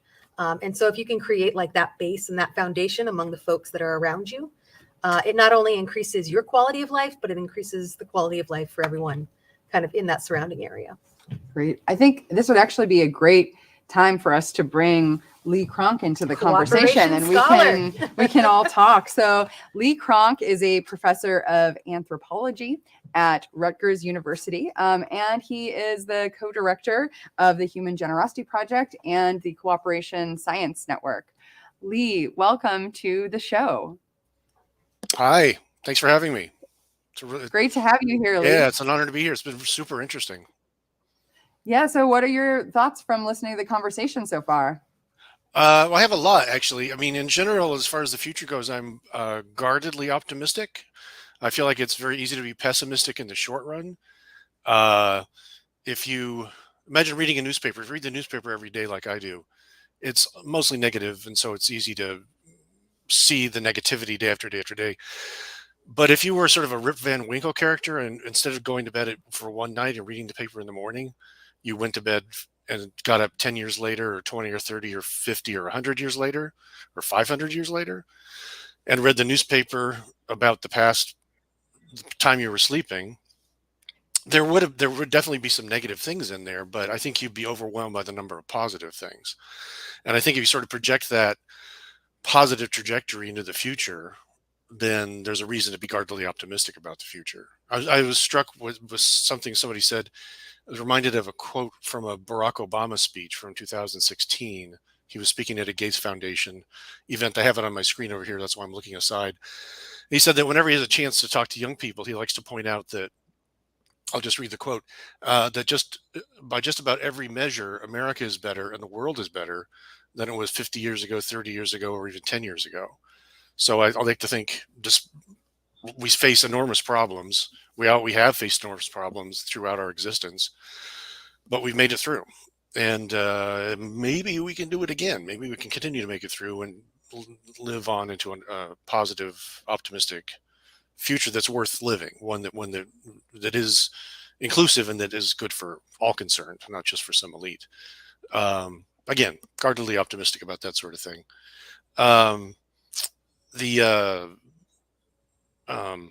Being old helps a little bit here. I think I'm not sure if I'm the oldest one involved in this event, but I was born in 1961, and if I look at the world as it was in 1961, and the United States as it was in 1961, despite the problems we've got today, and we have some big ones, things are a lot better for a lot of people a lot of the time, in a variety of ways, in terms of rights and justice issues, and in terms simply of material wealth also.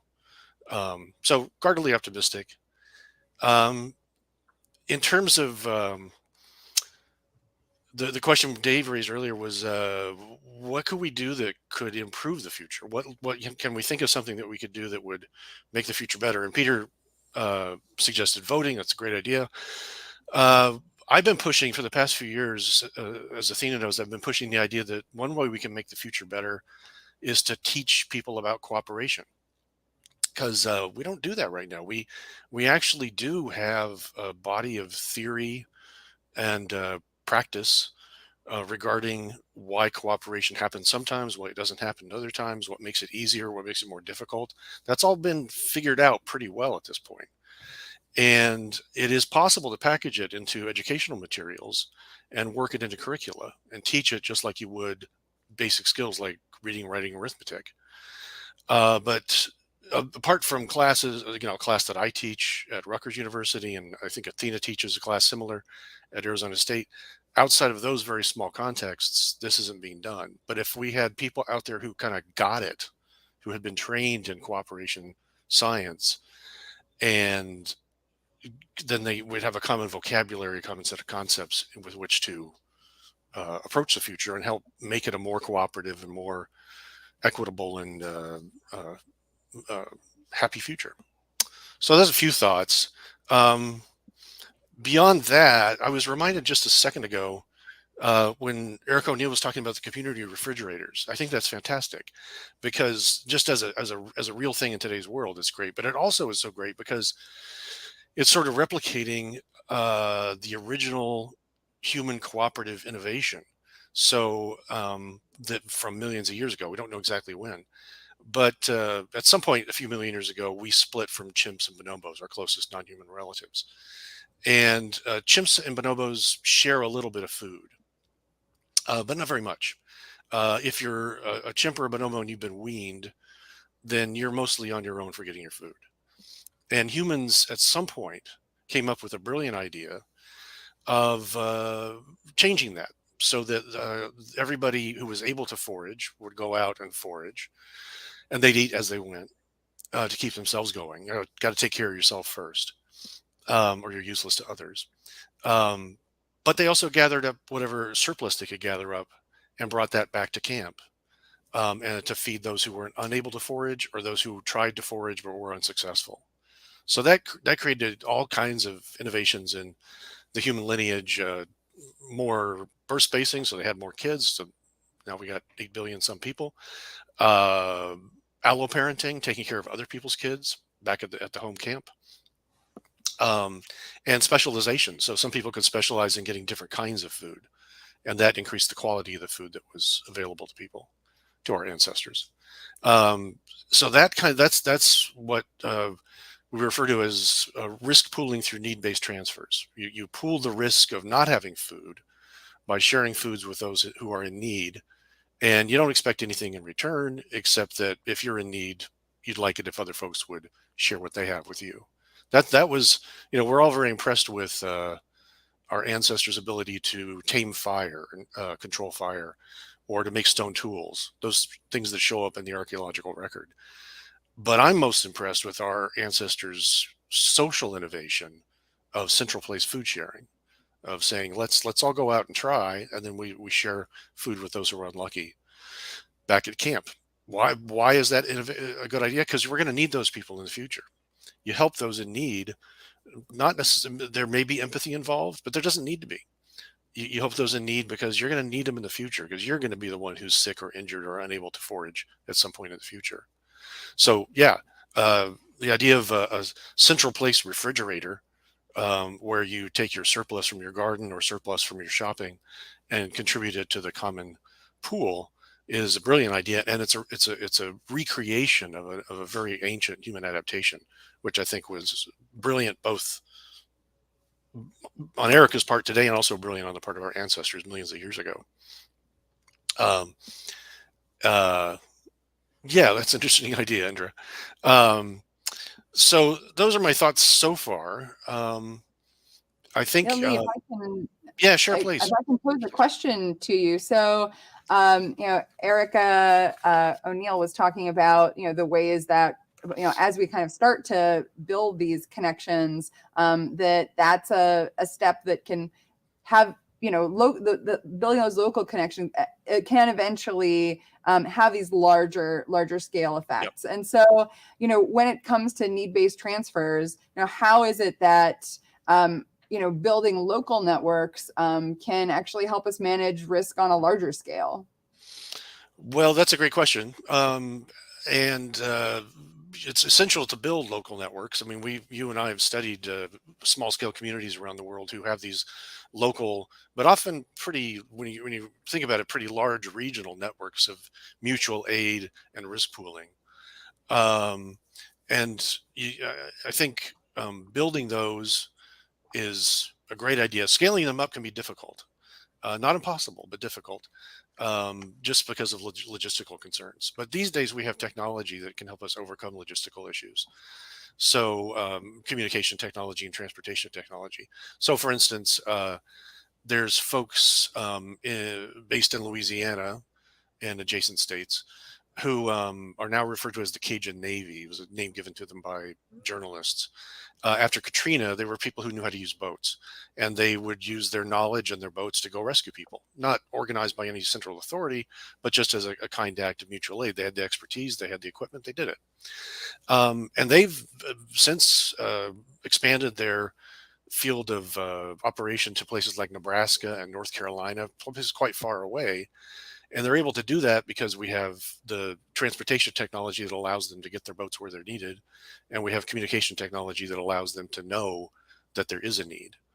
So these kinds of technologies are useful for really a sort of old-fashioned ancient purpose of mutual aid.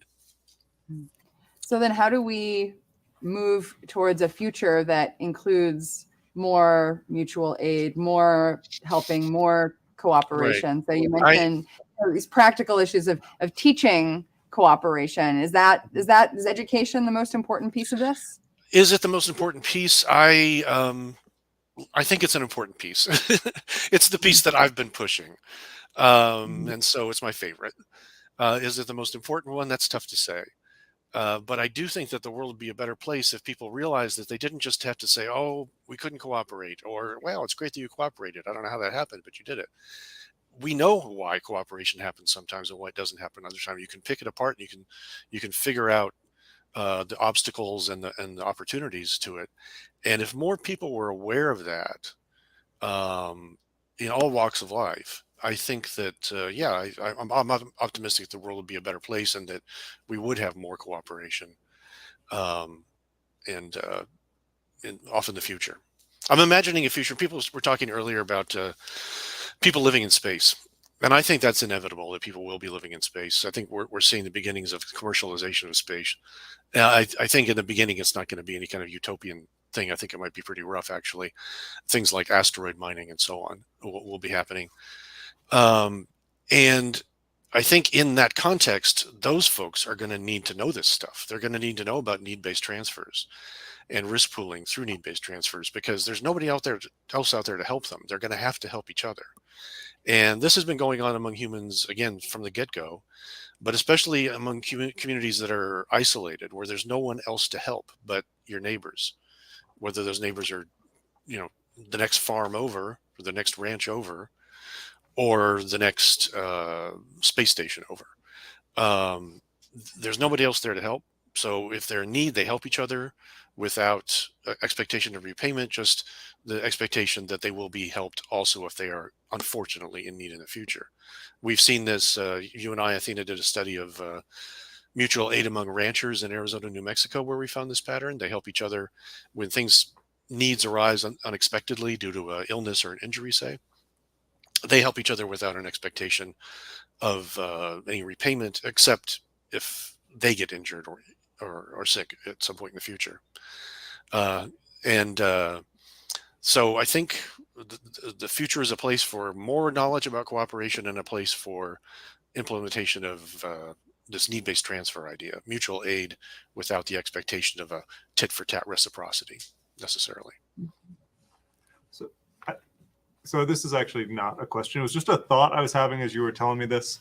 But I was thinking back yesterday, the people who were here, Baba Brinkman had us wrap our jobs and what was great about our jobs. And I was thinking there's something about the way we can all think of, when you were mentioning the Navy, right? Like the people where it's like, well, I've got boats, so how can I help with boats? Mm-hmm. And going You're not going to ask me to rap, are you? I'm not going to ask you to rap. No. You were saying what I like is education, okay. Right? Like, and it's like there's this idea that it's like we've been talking about how everyone can have their voice and their identity, and I don't know. I was just thinking about this idea of like, well, maybe there's a way that everyone can just sort of think, well, what is it I can bring to the table, and how can I use that to help the world? Yeah, that's brilliant. And that's exactly what the Cajun Navy folks did. They didn't let the enormity of Katrina stop them from doing what they could. They had the boats, they had the knowledge, and they went ahead and did it. And yeah, if more people, and those of us, I mean, maybe you don't know.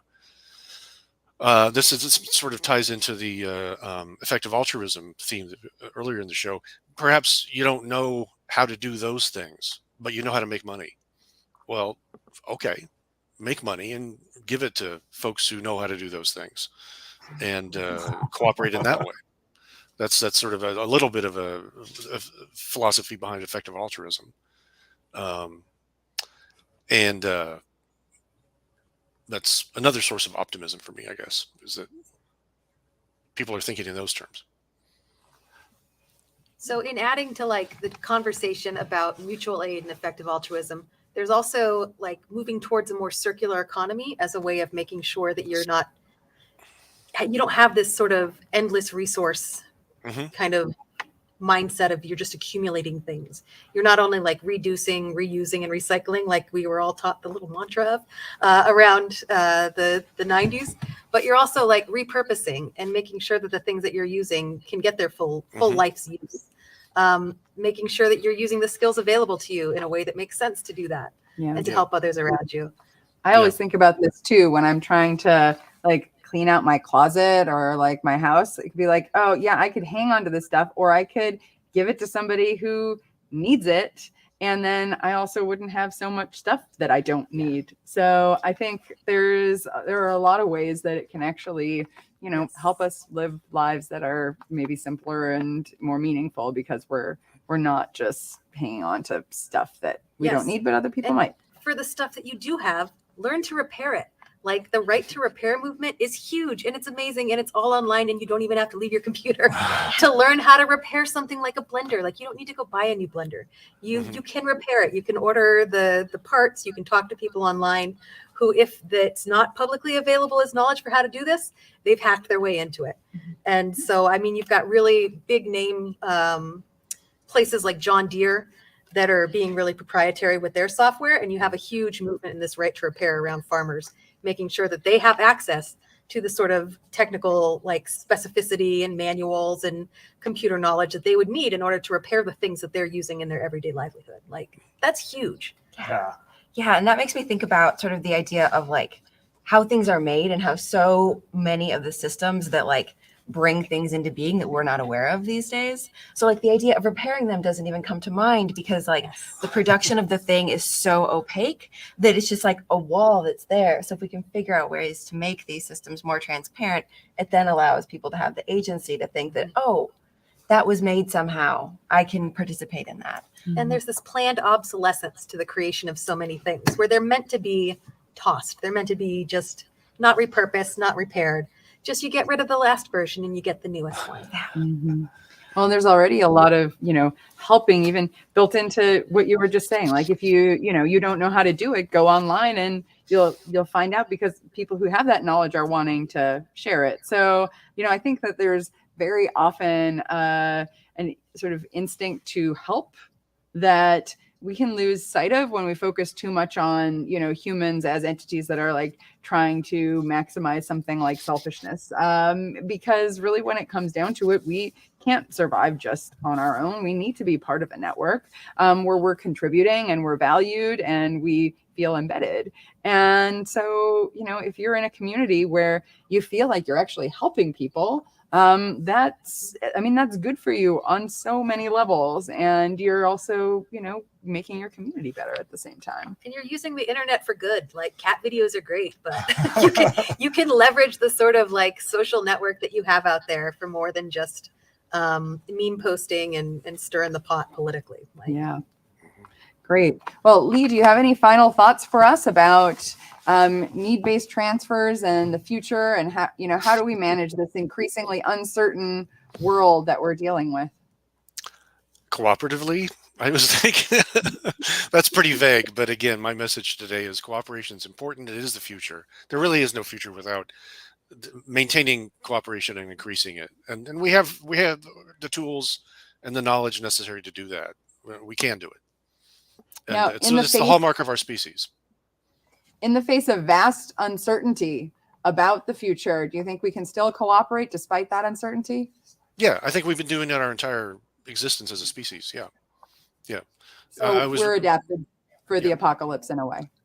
Yeah, our species have been through a lot. I was reminded earlier of this old play called The Skin of Our Teeth by Thornton Wilder from 1942. I looked it up. It's, things look pretty bad. 1942, World War II rather was underway. The Depression, that they just emerged from that. But the message of the whole thing was we've been through this kind of thing before. We've made it through by the skin of our teeth, but we've made it through. And so let's be guardedly optimistic about the future. Thank you, Lee. Thanks Sure. so much for joining us Thank today. you. And I think being guardedly optimistic about the future and, being agentic in participating in creating that better future, those are really nice messages to leave us with. So thank you. My pleasure. Erika, do you have any final thoughts for us? Yeah, I love that takeaway. Just have hope with teeth. Like you can have this optimism. It doesn't have to be pathological. It can be tied to something applied in the world. And if you're feeling like what you're putting out there is what you're getting back, continue that cycle. Like just keep at it. And if it's not, just continue it a little longer anyways. Get other people on your team and your cult of cooperation or caring. Like it's an open kind of journey. So Great. Thank you, Erika. Erika? I support all of those things. yes. So I don't Great have a answer. lot to add other than just maybe like a suggestion to pay attention to the things around you and like look at the things that are there, figure out how, I don't know, not even figure out something, just pay attention. Mm-hmm. Thank you. Thank you so much, both of you. Thank you. Erika, O'Neill. Hey, It was a Erika. pleasure having you here. Thanks for having me on. It was wonderful to hang out with both of you on your show. Awesome. Thank Maybe you. I'll have you on mine in the future. That would be fun. Oh. There you go. Well, before we go, we have a special final treat. So this is our last guest on our last show of the Zombie Apocalypse Medicine Meeting 2022. And we will be looking to the future as we look to the future with the ZAM 2024 meeting Oh, is there? Wait. So, is there a theme for ZAM 2024? There is. The theme for ZAM 2024 is the next generation. So we will be looking to the future, all of us together, and I think we'll have a participation of the next generation in the creation of There we ZAM go. It's 2024. It's a step towards, I think,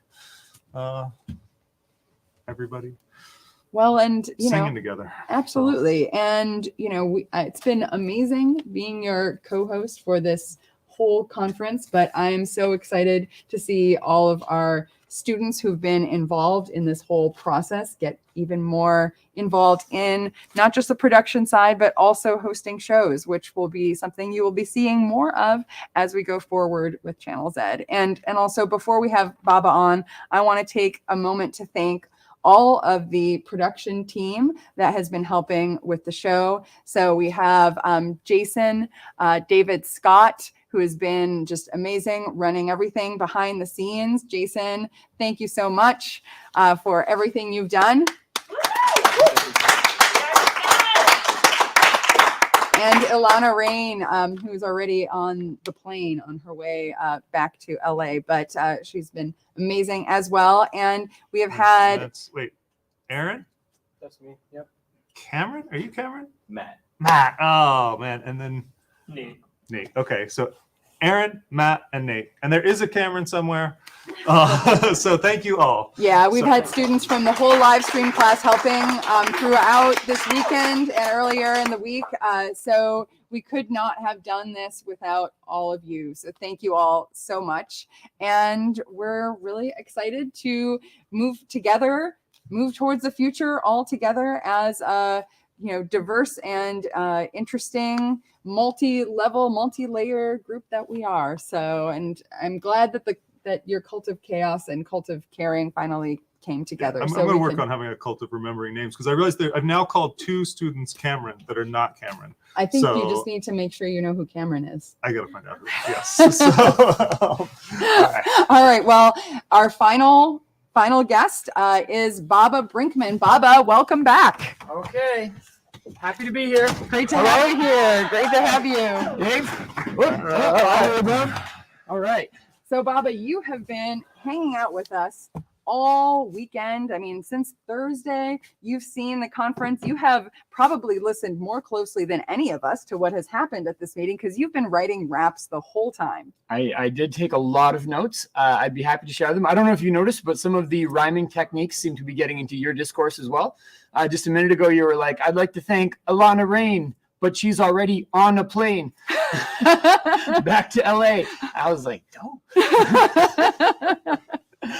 But yeah, it's been an amazing bird's eye view, and I was just looking over all my set lyrics and everything, and there were 7 different 6-minute long rap summaries that were produced, including the one that I'm about to do. So hopefully people can enjoy those as an archive. If you have an hour and 20 minutes, there's an amazing episode of Undead Live. If you have 6 minutes and you're like, what's this one about again? The rap has got you. Absolutely. Yeah. Well, and then that's something that you do more generally for events, right? So this is not the only event that you have wrapped up. Better not be. No, it is a thing I oddly got into years ago. One of the first times I did it was actually at a play conference at Berkeley. Some mutual friends of ours were there. It was Isabel Beneke that was hosting it, and we had a mutual friend in the audience. And Jerry Orstrom, and he was like, Baba can rap at the end of the conference. And I was like, what? I can? And he kind of just put me up to it, and it got a great response. So I started just really volunteering to do it all the time. Wherever I was to do a show, I'd say if there's a bunch of talks, I'd be happy to rap a summary of them. And it was like a quirky side project that I never really made a focus until the pandemic. And I was like, who wants to sit on Zoom and watch me rap for an hour about science? Just watch a video. Why would I do any live shows ever again? But writing a new rap for each event, that's fresh. So I started this company during the pandemic called Event Rap, which was at first just me and now has 12 rappers.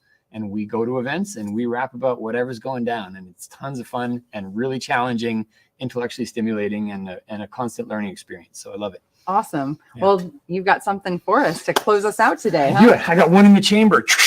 Excellent. So this is the grant, and this is going to encompass this this conversation, which was kind of vast, but then also the Dr. Zed show from earlier about the parasitic infection theory of human drug use, and then also the conversation with Jason and Liz about improv and how it can help us, deal with the apocalypse. That's right. I'm all down with that. Freestyle, right? Okay, so here we go. This is my moody zombie music.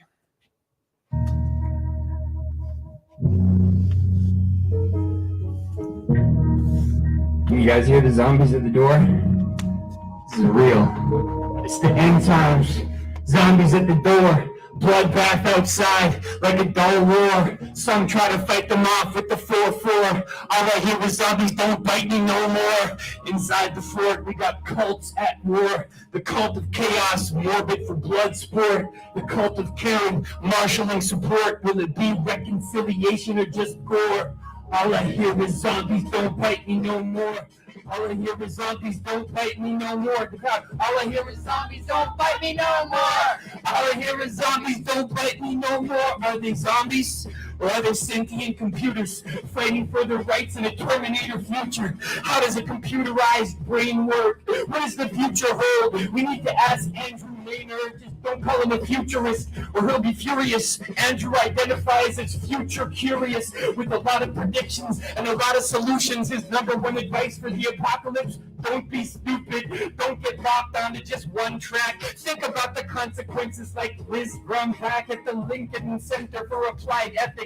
She's got tarot cards to help with the big questions. Why? Because predictions are never easy, especially about the future. Ask Peter Frederici. I'm fighting zombies back with my hip hop in a coalition with Dr. Jason David Scott. Me and Jason hit it off. Those other cults are big cons. We started our own cult. It's the cult of improv, the cult of try again and fail better, of yes and strengthen the network and the scene. If your mom says have a plate of spaghetti, you can say no thanks mom, I'm not quite ready. That kind of a no is allowed in improv, but you cannot respond with you're not my mom and deny her identity. Just add to the recipe like Mizilikazi Kone. The future is not destiny. She can look back and see ancestors in chains and take them as inspiration for the hope she maintains, and find ways to redeem a place once disgraced with a future that's inclusive and justice-based, full of solidarity, rights, and mutual aid, speaking the truth to the power that is crucial to say, recognizing both sentient and non-sentient beings.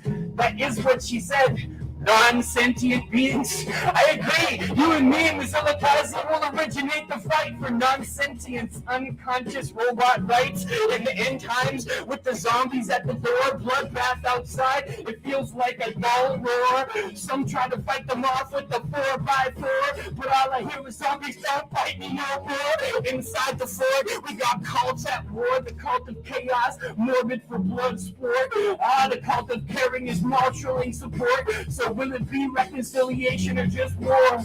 All I hear is zombies, don't bite me no more. All I hear is zombies, don't bite me no more. All I hear is zombies, don't bite me no more. All I hear is zombies, don't bite me no more. We're at the edge of a precipice. We're all poised. Destruction or salvation, that is our choice. Peter Todd wants to show us this is our story. A world in which every Peter has a voice. But there's only one real Peter Todd. He added the real so that we know he is not a robot asking questions so we can get our heads clear. Should we even try to prevent us all from being dead in a year and improve this world that we're living in? We're all gonna die. Most people are ambivalent. Why bother trying to chart a new course unless the zombies need us for a food source? I mean, zombies eat us, mosquitoes eat us, so do bacteria, helminth worms, and parameciums. Besides Jason's panel, the one I most love was today. Dr. said the evolution of drugs. Ask Eric Rain on the production of flavonoids, microbial production of endogenous cannabinoids. Why do most drugs taste wretched? Because neurotoxins trigger bitter taste receptors, right? Ed Hagen said it. Why do we do drugs? Because Plants invented drugs to kill bugs, and if you ingest it right, a neurotoxic pesticide can kill a few microbes in us when it gets inside. Okay, I like what you're saying, Ed Hagen. I'm really digging it. We should print made, kill intestinal worms on every pack of cigarettes. This is the future right now. Yeah, we're just living it. The question is, what kind of tools are we building with in these end times? With the zombies at the door, bloodbath outside like a dull roar. Some try to fight them off with the 4-4, but all I hear is zombies don't bite me no more. Inside the fort, we got these cults at war. The cult of chaos is morbid for blood sport. The cult of caring is marshalling support. Will it be reconciliation or just gore? All I hear is zombies don't cut me no more. All I hear is zombies don't bite me no more. All I hear is zombies don't bite me no more. All I hear is zombies don't bite me no more. Are we gonna survive or die from willful blindness? Peter said there's hope in Dave's small act of kindness to a small bug. You can call me a cynic, but Dave murdered yesterday. That was an act of penance. I don't know. I mean, is that altruism effective? Better check it against the future with Geoff Miller. Can we survive enslavement by AI widgets after they get better at delivering all of our addictions? Fermi paradox. The aliens are missing. They must have followed porn addiction into extinction. It's an arms race between us and the AIs. Whoever zombifies the other side last dies. So let's decide and make the AIs take care of us. Let's slow it down by talking to two Erikas. Erika Hanson, who's slow weaving a basket, traveling in time, flowing like molasses. More space, more time, more life, more room. Erika's got a studio with the 15-floor looms. Weave them all together. Now you ain't leaving either. Erika, release us. Too bad she's a weaver. Athena got us wrapped in it, feeling the love. Like Erika, help us weave a big rug like a tapestry. A quilt with a square for each perspective. Every voice woven into a patchwork collective. Damn, I think that's woven with skill, woven with applied ethics from Erika O'Neill. More hits of dopamine here than a dope deal. The scientific method plus arts. Oh my God, this trip is so real. We got political scientists, historians, and psychologists, biologists, sociologists, cult leaders, artists, all of it. Even hip hop and like Snoop with the G-Funk. But it's the zombie apocalypse. This is Z-Funk. All the medicines are getting me drunk. I'm feeling optimistic on the future like Lee Kronk in the cult of improv. You know, sometimes we bomb, but we always get up off the future floor and keep on. It's great. It is not so abominable. It's been getting better, like a Barack Obama quote. All we need to do is make a future with better prospects by teaching science cooperation at every college. Bring the science in, break it down into simplified chapters, and then spread it to the masses, for instance, by hiring rappers, right? Don't leave a single child info scarce. Make sure they all know that chips don't share. But humans have a set of techniques that we can use to all just come together as one if we choose, or all die anthropocide if we refuse. So the question is, what will we do in the end times with the zombies at the door, bloodbath outside, like a dull war? Some try to fight them with the 4x4, but all I hear is zombies don't fight me no more. Inside the fort, we got the cults at war. The cult of chaos is morbid for blood sport, while the cult of caring is marshalling support. Will it be reconciliation or just gore? Will it be reconciliation or just gore? Will it be reconciliation or just gore? I don't know, but all I hear is zombies don't bite me no more. All I hear is zombies don't bite me no more. All I hear is zombies don't bite me no more. All I hear is zombies don't bite me no more. And all is quiet. Woo! Baba, thank you so much. I think the cult of improv is certainly a great way to approach the apocalypse. So I think we can all get together under that banner. So I think so. We are definitely serving the cult of improv here. Sure. So thank you, Baba, for being with us. I had a great time. It was an honor, and big round of applause to everyone who participated in ZAM. What an amazing few days, and especially for Dave and Athena. Give it up for them. That is the beauty of a studio audience. All right. Thank you. Recognition. Thank you guys so much. Thank you, Baba. Thank you so much to all of you for being with us here today and for all of ZAM and joining us for this particular edition of Undead Live, where we talked about how we can imagine a better future together. And I think that we have made some great progress in that direction. We'll have more at ZAM 2024.